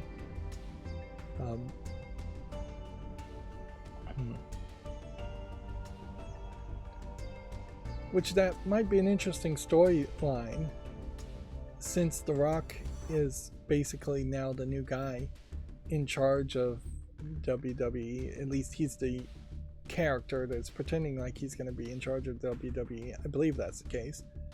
You could have him turn heel and be the bad guy and just be this like super pro censorship authoritarian bad guy that everybody hates. And then you'd have many instances where somebody would start to say, back when and before anybody even utters the word Vince, The Rock would just have a new catchphrase: "We don't mention that man." And just have this storyline narrative of censorship that you're just Russian style eliminating all history and all evidence of Vince McMahon. You just see posters and books of Vince McMahon all being burnt in the background. That'd be an interesting twist to have some fun on actual censorship that's happening by highlighting that it's actual censorship that would be happening. Yeah, but I bet they wouldn't even go that far. I don't think they want to try to pull off a miracle, I assume, and just have people forget that Vince McMahon and the McMahon family completely exists, and they want to go forward and create a new WWE. I wouldn't be surprised if they just changed WWE's name completely and change everything and just destroy the entire history of wrestling, which wouldn't be that terrible either. You might get a lot more new people if you just had everything start over. Get rid of all the belt titles, get rid of all the history, a whole new show. But I doubt they would do that. There's too much history, too much to sell as far as old footage and old wrestling events. Riot's League of Legends fighter is called 2XKO and is targeting a 2025 release. The game was formerly known as Project L, is coming to PC and current generation consoles. I think this is yet another one of these Riot spin-off games. If I had more time, I might actually watch this trailer, but I guess I'll just leave it at that. Final Fantasy VII Rebirth is currently the second highest scoring Final Fantasy game on Metacritic. Sony is currently testing PlayStation VR 2 compatibility with PC. Helldivers 2 latest update kicks idle players back to the title screen. Yeah, this was one of the complaints, is that inactive players have just been staying in the servers to avoid long queue times, which has just made fed on itself to make long queue times. So yeah, kicking idle players back to the title screen is an easy implementation that almost certainly should have been there by default.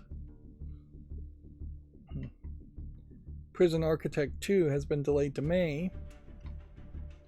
Next week's free Epic Game Store title is leaked. So this is Aerial Knights Never Yield has been confirmed as the next Epic Game Store giveaway. From Software isn't ruling out an Elden Ring 2 or a second expansion. I'm sure Elden Ring fans are happy to hear that. Dead Island 2 gets a surprise release on Xbox Game Pass. Final Fantasy VII Rebirth demo has been updated with new Ju-On area and graphical fixes. World of Goo 2 will be released for Switch as a console exclusive in May. The sequel is also coming to PC Mac and Linux eventually. Which, I guess, those aren't consoles. I wonder what really would have to happen to make Mac gaming really be a thing. It would have to just be a massive compatibility layer like Proton, and Apple actually caring about gaming on Macs, and Apple actually caring about selling Mac computers for it to make sense.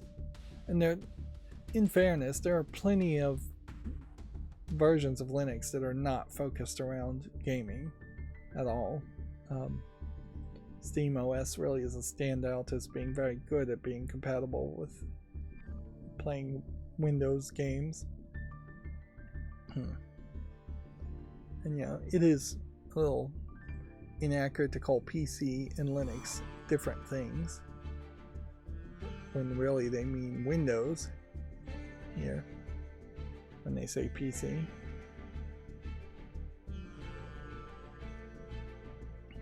Moving on.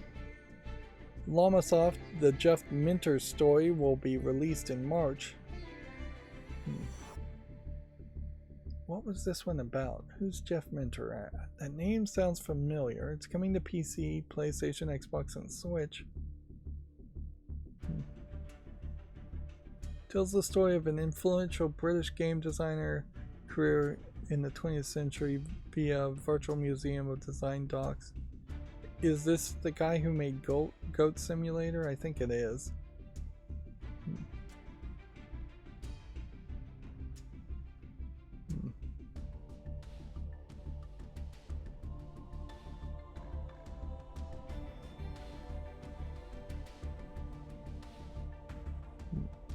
And all 42 games from Minter's back catalog will be available to play, including unreleased demo for the Conix multi-system, the mythical never released UK console.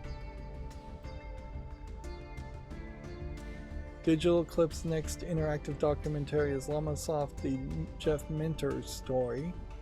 Let's see if we can get a list of what the games are.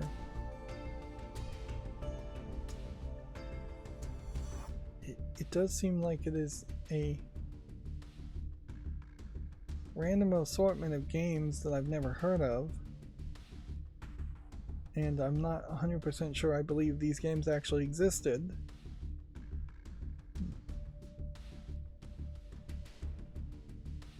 It may be that these games did exist, but they were made by like one guy and never actually promoted or published anywhere.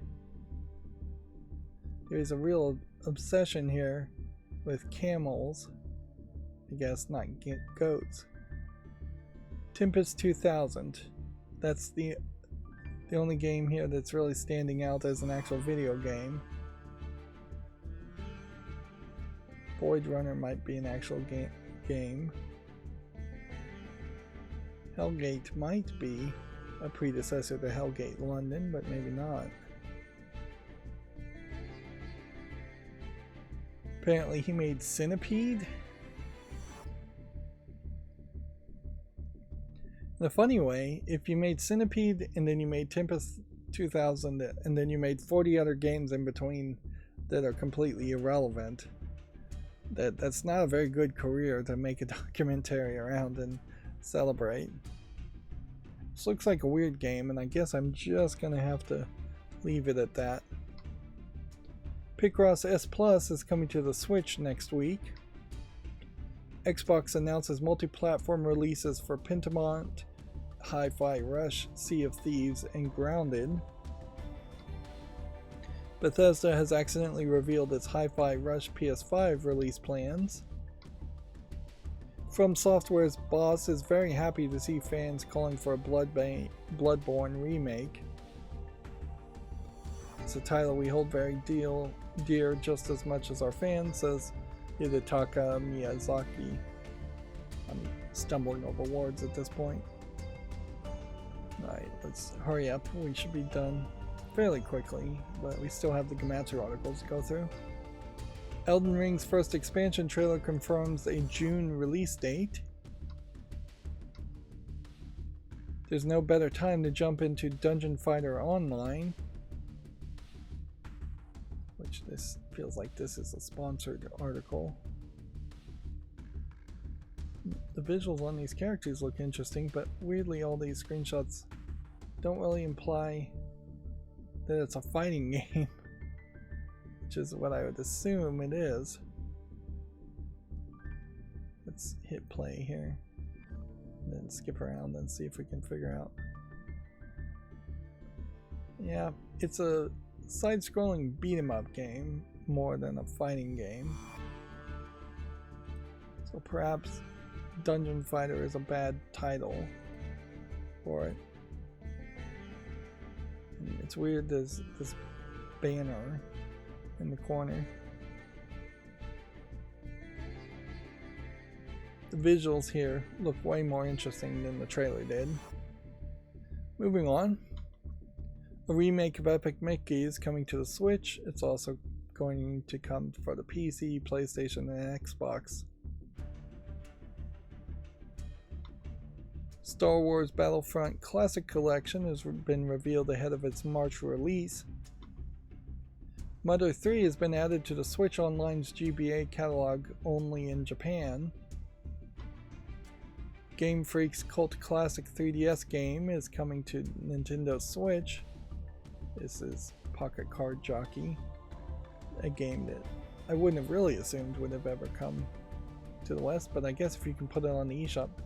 It's still very much a case where the eShop for Nintendo Switch is pretty terrible, full of a lot of garbage. I don't think it ever will get any better. Perhaps in a Switch 2 they might try to do a little bit better, but I imagine they won't. I imagine it will always be just very close to being like a Steam if Steam had more censorship and way less games, and way less sales. And way less portability, I guess, because there's no guarantee that the eShop for the Switch is even going to be the same eShop for the Switch 2, or whatever the next Nintendo console is actually called. It almost certainly isn't going to be in the Switch 2. Endless Ocean is coming to Nintendo Switch with support for 30 players. Super Monkey Ball Banana Rumble has been announced for the Nintendo Switch. Now, one of the good things that just happened to be a coincidence here is all of the YouTube clips I make are just by default going to be 15 seconds. That's the only way I could get the programming to work. So if I stumble over a word, if I falter, it's still going to be recorded, even though I originally had it programmed to stop the clip as soon as I went silent. So I don't have to worry about that. What I do have to worry about is if I took more than 15 seconds to read a headline, which isn't that big of a deal. And generally, it'll take less than 15 seconds to read a headline, so I'll be halfway through the next headline by the time the clip ends, which is not that big of a deal too. All the clips exist simply to get people to like Google search these clips and find them, and then click on them, and then click the button to watch the rest of the video.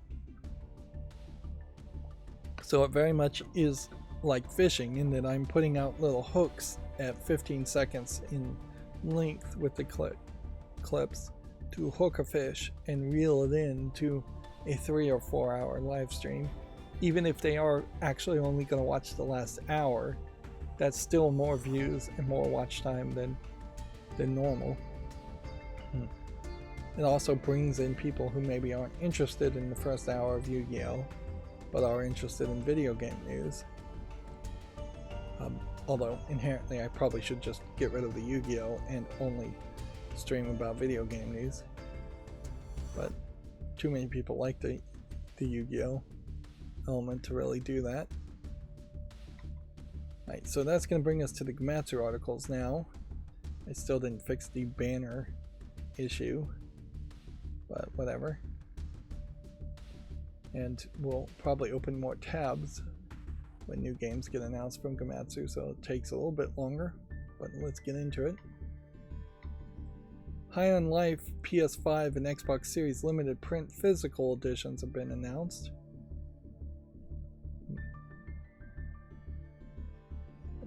check to see if this is on Steam. Yes, rated very positively.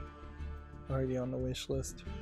Probably don't need to make a YouTube short around the game just because physical editions have been announced. I don't think that really qualifies as a reason to say something is trending. Bo Path of the Teal Lotus launches July 18th for the PS5, Xbox Series, Switch, and PC.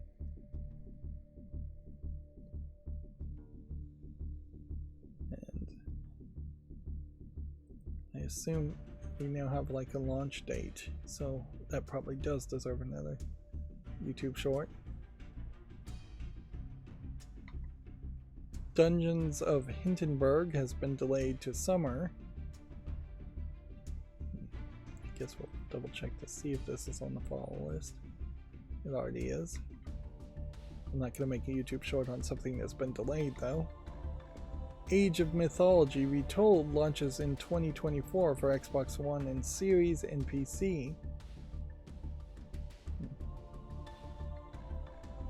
I believe this is a Microsoft now owned Microsoft RPG real-time strategy game, not RPG game. I wonder if maybe I already own Age of Mythology though in its original form. I may, but I probably don't. Rise of the Ronin Developer Diary Chapter 2 The Fight. Gundam Breaker 4 Japanese closed network set for March 15th and 17th for the PS4 and 5 and Switch. X Astros gameplay introduction trailer. Millennia launches March 26th. Is this on Steam? Yeah. It may be a case today where we really don't have that many new announcements for games on Gamatsu either. Paragon the Overprime to end service on April 22nd. Never even heard of this game.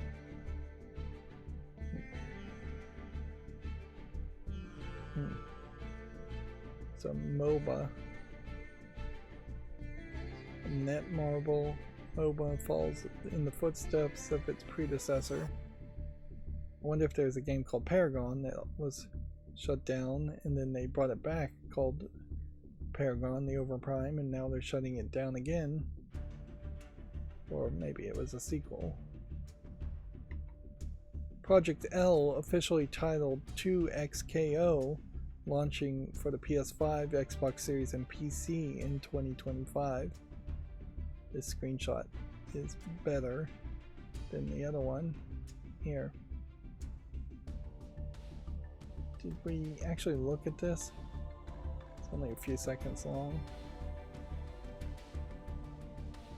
Yep. Looks like a fighting game with, I assume, characters from the other League of Legends.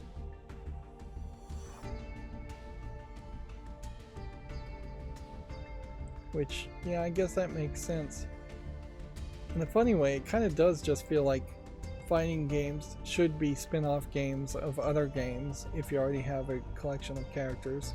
Although you could kind of go in the opposite direction too. If you wanted to make something like League of Legends with the characters from Mortal Kombat or the characters from, say, Street Fighter, that probably would work pretty well also. Heroine Anthem 02 Scale Scar's Oath is now available for PS5. This was previously released in 2019, a long time ago.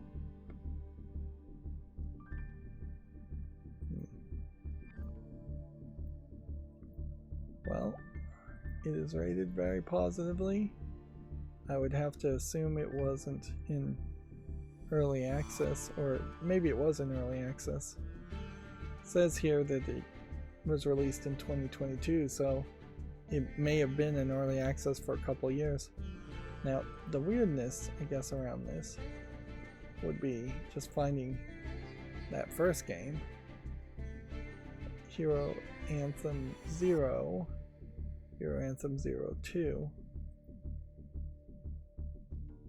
So the first game here is mixed reviewed. Definitely seems rougher as an experience. But if I'm going to put one on the wish list, I'll put them both on the wish list. Player base, all-time peak of 209. So if you were just looking at this game, you would say no and remove it from the follow list. But if you're going to applaud ambition, you're going to say yes. You can see that there's more reviews by far.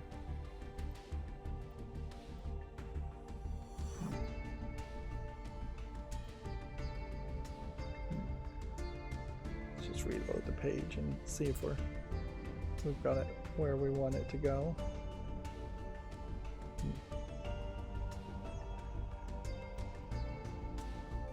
I honestly expect it overall to see more games like this, games that would have been released 3-4 years ago or way later, and they would get ported to the newest consoles, or that they would get some kind of resurgence. Unfortunately, it is mostly a case where after 2 or 3 years, games just become completely irrelevant and nobody talks about them, nobody tries to port them. We have seen in the past 5 years a lot more around ports and remakes, but it is often just AAA games that people have already talked about and already played. It's very rarely a case where a game that in its first predecessor sold pretty poorly and was mixed powered through that and made a sequel to be reviewed very positively, and is now powering through being in early access for what seems like at least 3 years. Yeah, it was released June 5th, 2019 with a full release February 22nd, 2022. Yeah. Of course, this is also one of those games that seems to be willing to show a little bit of lewdness and a little bit of skin, so it may very well have gotten under-reviewed and under-covered because of that reason alone. Let's move on to the next story. Nier Automata shipments and digital sales top 8 million. Palworld Early Access tops 15 million sales on Steam and 10 million players on Xbox. What the Car is coming to PC in 2024. Let's see. We'll go ahead and put that on the fall list. I don't know where all that whiteness was coming from.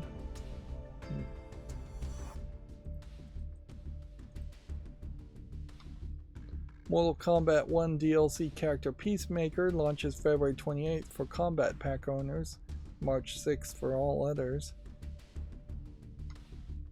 Zombie Army VR has been announced for the PSVR 2, Steam VR, Quest 2, and 3.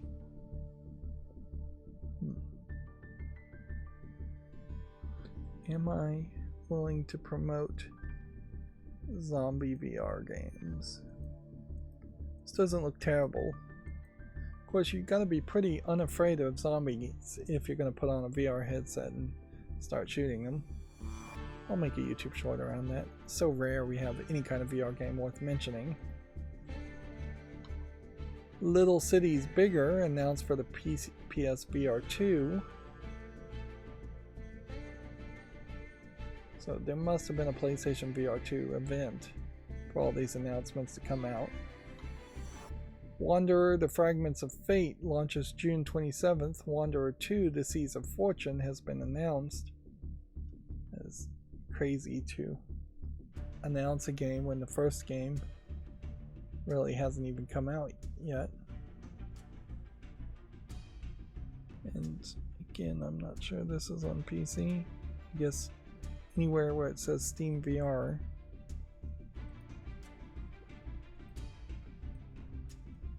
This 2 doesn't look terrible. I definitely wouldn't be holding my breath thinking that we may finally be at the point where we'll get good games, good VR games, but I have to definitely admit those 2 games look like they have a level of polish on them that a lot of VR games don't. PSVR 2 to add PC support in 2024. Famitsu sales for 2.12 through 2.18 have been updated on Gamatsu. This puts Mario vs. Donkey Kong on the Switch in the #1 sales spot as a new one, and The Legend of Heroes Trails Through Daybreak in #6 spot. Skull and Bones taking the PS5 version, taking the 7th spot, and then we still have a decent number of PS5 and PS4 games in 10 and 11 and 12. This is definitely breaking up much better for the PlayStation than it has in the past. Cyberpunk Ultimate Edition getting released, I guess, in Japan for the PS5 in the 17th spot, not very high. Front Mission 2 Remake launching in the 23rd spot, which is pretty bad. And then Gunvolt Revolution or Gunvolt Records Chronicle dead last for the Switch as a new game. Meanwhile, we're almost neck and neck with the PlayStation 5 and the Switch OLED model.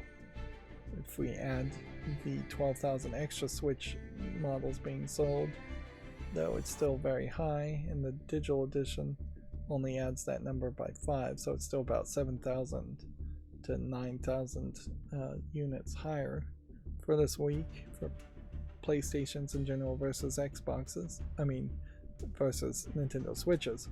Xbox is still selling very little, but better than the PS4. They also have announced that the new 3DS repairs are going to be shut down, I believe in Japan, if not worldwide, as far as their repair service. Which, yeah, that is just going to be the end of Nintendo's new 2DS and 3DS support, I imagine. Moving on. Unicorn Overlord demo is now available for the Switch. It launches February 23rd for the PS4 and 5 and Xbox Series.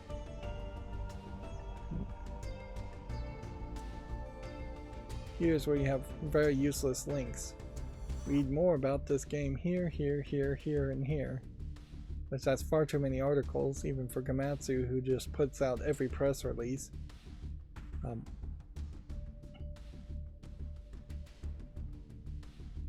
I guess this game is just not on PC at all. Co-op survival horror third-person shooter The Forever Winter has been announced for PC. Let's see what that looks like.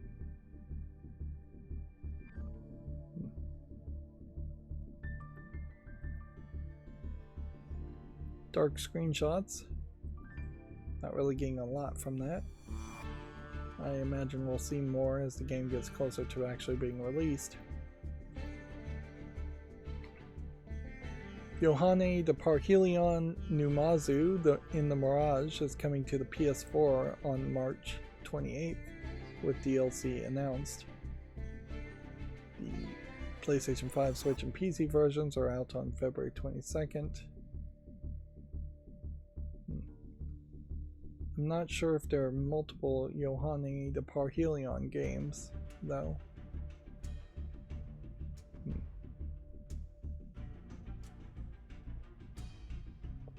I'm running out of steam here. I need to hurry up. Felix the Cat collection launches March 28th. Which, yep. This is like the second time in recent history that Felix the Cat has been re-released and resold, despite the fact that Felix the Cat really has absolutely no relevancy in modern times. There aren't Felix the Cat comic strips or comic books. Apparently it's not coming to PC. But yeah, and these are Konami published games. Or they were made by Konami and they're being published by Limited Run Games.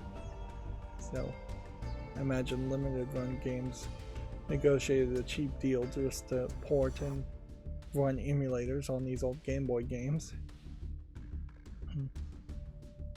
And I guess there isn't much more you could do with this other than try to bring Felix the Cat back as being an interesting character, which you really won't, or skin a very old game with new characters, which would still make the game feel and play very old. There definitely, I don't think there's any real nostalgia here that you might have with Garfield or with DuckTales or Gargoyles, all of which of those kind of games would sell much better, I'm sure. Even Mickey Mouse and Epic Mickey 1 rebrushed is a character still of some relevance. I'd have to assume Felix the Cat also isn't just public domain at this point. Probably has been in public domain for a long time and nobody cared. It might be a great example of where things going in the public domain often doesn't change that much. We still really haven't seen a lot of Steamboat Willie Mickey Mouse content. We saw a lot of it when it first went into public domain, and then very quickly the excitement around that disappeared. Ninja 5.0 is coming to the PS4 and 5, Switch and PC. This, I assume, is also an old Konami game.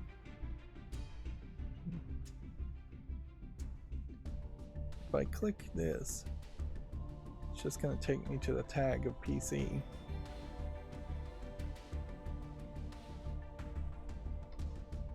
Flintlock: The Siege of Dawn Wanderer's Rest gameplay. Turbo Kid launches April 10th. I'm pretty sure Turbo Kid is just like this niche kind of indie movie that people got, I think, overly excited about, or the promoters of Turbo Kid just got really good at promoting it as a niche indie movie, and now they're making a video game around it. I very well may have seen Turbo Kid. It's interesting to have a Metroidvania game built around it. Alright. I'm always interested in Metroidvania games if they can turn out to be good.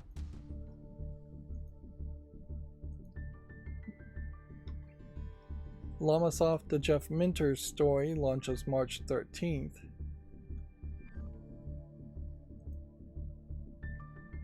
I already put that on the list.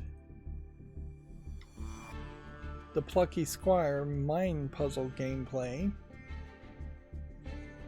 Have we seen this game before? Apparently we have. It's on the follow list. Yeah, this game was announced a long time ago and still doesn't have a release date from Devolver Digital.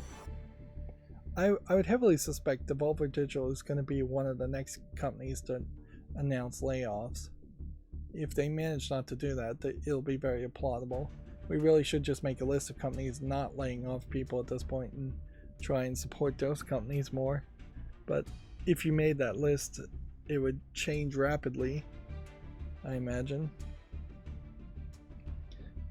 I wouldn't be surprised if the list would be almost empty.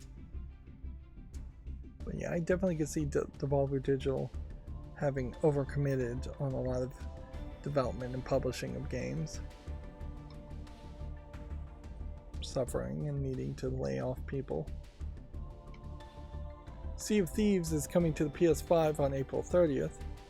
It's currently available for the Xbox One, Series, and PC. Which, yeah. Sea of Thieves 2023 edition. is rated very positively. I'll make a YouTube short around it, even though nothing really new is happening here.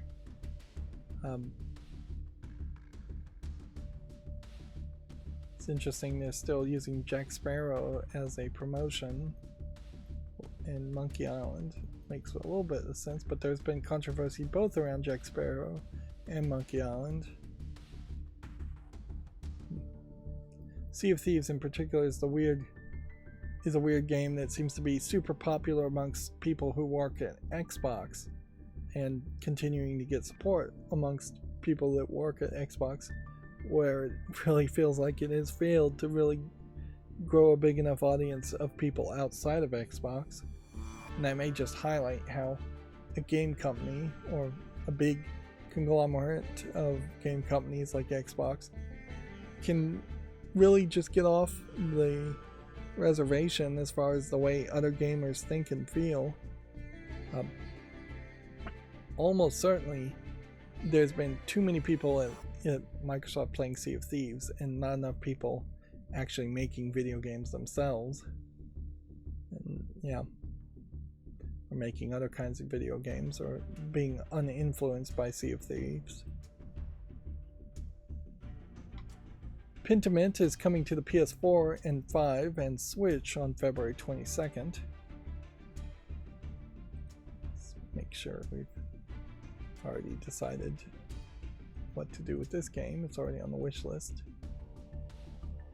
Is that an argument to make a new YouTube short because it's coming to other consoles? If it's rated very positively? I kind of think it is. The YouTube shorts really are just a process, I think, of flooding YouTube. Just even with similar or almost exactly the same videos, it makes sense. If these were posts instead of shorts, I wouldn't feel any hesitation to repost a game 2 or 3 times. And effectively a short is just a post, as far as I'm concerned. Grounded is coming to the PS4 and 5 and Switch on April 16th.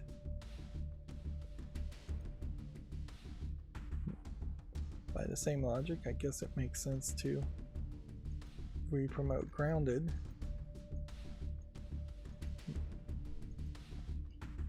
One of the things, and there's really no way to address this, in fact, you really couldn't do anything about this, that they're saying kids these days are very far behind, in a big part because of the pandemic, as far as just not learning basic things and understanding math and shapes and the months of the year, stuff like that they're just mentally very far behind. So they need to focus on their school and not play video games, it would be the argument there. But yeah, there is just a significantly high amount of games that would be appropriate for kids to play, and there's just no way they're going to have enough time to ever play it, even in their lifetime, because they will age into higher age rated games before they could play all of them. And certainly that was the case even when I was a kid. Even at small numbers of only a few hundred games for the NES, there was just not enough money and time to really play all the games I'd want to play. Although I did my darndest and succeeded pretty well at playing a lot of games. There's definitely things I missed, definitely decisions that needed to be made. Yeah.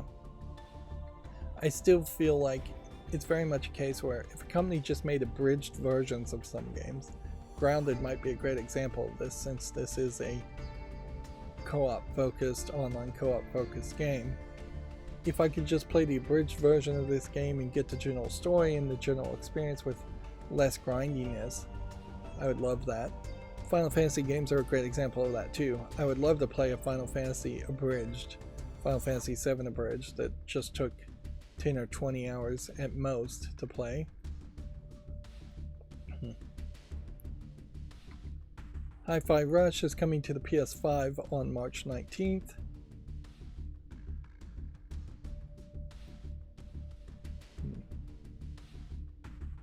guess by the same logic, that means making another YouTube short around that.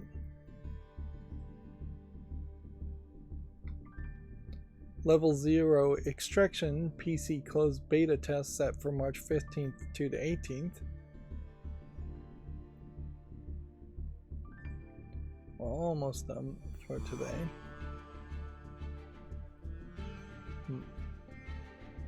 I think it is the Chinese Lunar New Year right now, or around that time still.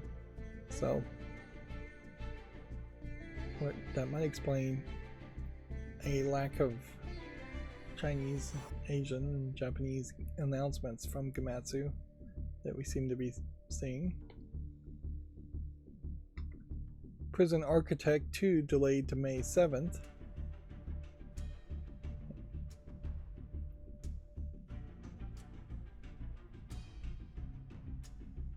This game, I guess I haven't made a YouTube short on it yet. So I'll do that, even though it is based on a delay. Elden Ring expansion Shadow of the Erd Tree launches June 21st. I don't think we have a link to that yet. But arguably there is a decent reason to just re-promote Elden Ring if the DLC wasn't here, but fortunately the DLC is actually listed here. I doubt I'd actually get around to playing Elden Ring ever, or buying it. Rise of the Ronin World Vigilante trailer. Yeah, this is the first like Asian looking game we've seen today. Picross S Plus launches February 29th. Powerful Pro Baseball 2024-2025 announced for PS4 and Switch. No PC release. Endless Ocean Luminous announced for Switch. NES, Super NES, and Nintendo 64 are Nintendo Switch Online, adding 5 rare titles. Super Game Boy Advance, Nintendo Switch Online adds Mother 3 in Japan. That was a mouthful. That's a terrible headline. Most of these stories also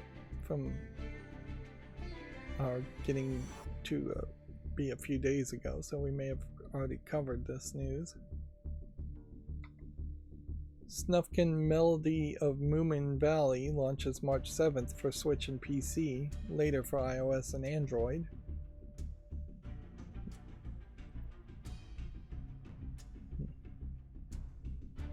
I do wish that Yu-Gi-Oh! Master Duel would play maybe 2 different songs instead of just one song over and over again.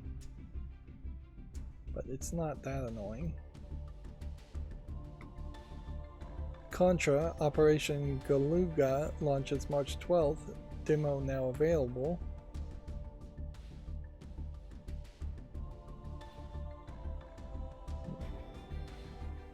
New Contra game, I guess.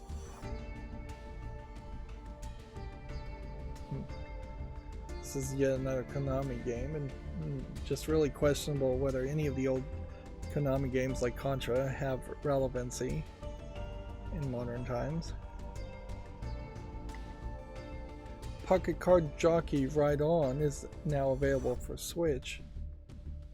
It's first released for the Apple Arcade. It's not on PC. I might actually have played this game if it came to PC, just to see what it was and how it played. Kingdom Come Deliverance Royal Edition for Switch launches March 15th.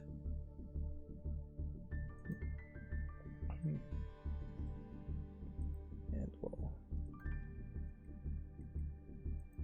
make a YouTube short around that. And so that would be all of our Gamatsu articles, so we'll just burn through the game developer articles, and then we'll be done for today. Media Molecule unveils an accessibility-focused studio program for future games. Giving Nightingale an offline mode is a top priority, says Inflexion Games. Local Thunk's Bolero sells 250,000 copies in the first 3 days. Warner Brothers bracing for a tougher quarter after Suicide Squad underperforms. Diablo and Tony Hawk Pro Skater support studio Disruptive Games has made layoffs. Deep Rock Galactic Survivor sells 500,000 units in the first week. IGN Worker-led Creators Guild successfully unionizes. Elden Ring sales surpassed 23 million copies in 2 years. Over 25 million people have played Palworld. Thunderful says SteamWorld Build underperformed, reveals it's looking to sell head up. PlayStation VR 2 could be getting PC support later this year. Thunderful's CEO says restructuring program off to a good start and will take full effect later this year. Arrowhead CEO confirms Helldivers 2 was built on a dead engine. That's interesting concept. I should also mention the picture of the previous article with the Thunderful CEO. It's a pretty good picture, frankly. He's wearing a black t-shirt. He was wearing a black t-shirt instead of, say, a button-up shirt, and a coat and a jacket, so he doesn't look super professional with like a suit and tie, but he also didn't look too extremely terrible. Although he has got his arms crossed in the photo, which a photographer should tell you not to do that, because it's just bad visuals, body language. And he's smiling, which is good for a photo, but it's bad when your photo is then used to announce that you're laying off people and restructuring. Yep. This hit shooter leverages a game engine that was officially laid to rest back in 2018, so you're talking a 6-year-old engine. What's the name of the engine? Is it an internal engine? Yeah, it's obviously not just an old version of Unreal or Unity, and definitely not Godot. The engine is called Stingray, which Stingray apparently is made by Autodesk. I didn't know Autodesk made a game engine as much as Autodesk, I would have thought, would have made just a 3D modeling software. Yeah, Stingray was known as BitSquid before the original developers sold it to Autodesk. Okay, that might explain some things. And made it unavailable for purchase.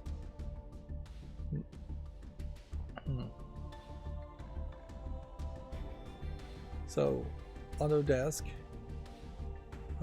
which I mostly know Autodesk is making the software. Autodesk, I believe, is the name of the software, which is a drafting software for making building plans. I guess you could also draft other things with it. 2D software for plotters, so you would print things as vectors and not as bitmaps, if that means anything to you. Yeah. So yeah, I have no idea why you'd use this software. That is the one thing that perhaps mergers and acquisitions might fix, but it doesn't inherently fix anything, usually. But yeah, if Activision Blizzard, for instance, was using old software and Microsoft forced them all to use the same software that Bethesda and Double Fine were all working, that might be a good move. But usually that just means that whole teams have to relearn new software, that they're going to be unhappy about that and unfamiliar with the new software. Ideally, yes, everybody would be passionate and move to the Godot engine or everybody would be on the Unreal Engine. It certainly would make it easier. It would be better to jump from one project to another project at a different company if you wanted to change jobs if everybody was using the same software. But inherently, I imagine Microsoft does have some internal libraries, if not entire engines, that it would like to see everybody using that would be proprietary to just Microsoft companies, and thus not very well helpful to anybody who would want to work at a different video game company not owned by Microsoft.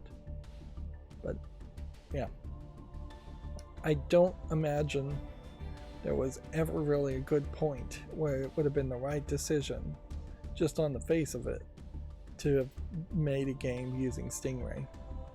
You basically would have had to have already been very familiar with like either BitSquid or Autodesk to even think that that was the right decision. I will, I guess, applaud the game the way it looks though. Like, this definitely does not look like what an Autodesk drafting image would look like. So, or blueprint making image would look like. And for the most part, most of these games, by the time they're released, do look exactly the same regardless of what software they're using. So it being built on a dead engine may not really matter that much. It might explain that there might not be a network library that's nice and polished, where you would expect online play in the Unreal Engine to be very polished and very easy to program for. But the rest of the game visually looks exactly the same as what I imagine it would look like had it been made in the Unreal Engine. And I imagine it would be difficult to just port it over to a newer engine.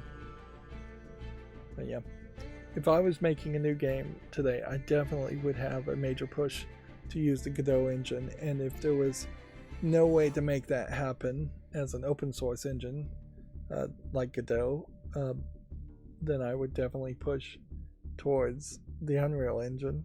I would not push towards a Unity engine, and I definitely wouldn't push towards any other engines. If I was forced to pick some others, I might go with the Source engine from Steam, which is probably a terrible choice, or the Crysis engine, which is probably a terrible choice.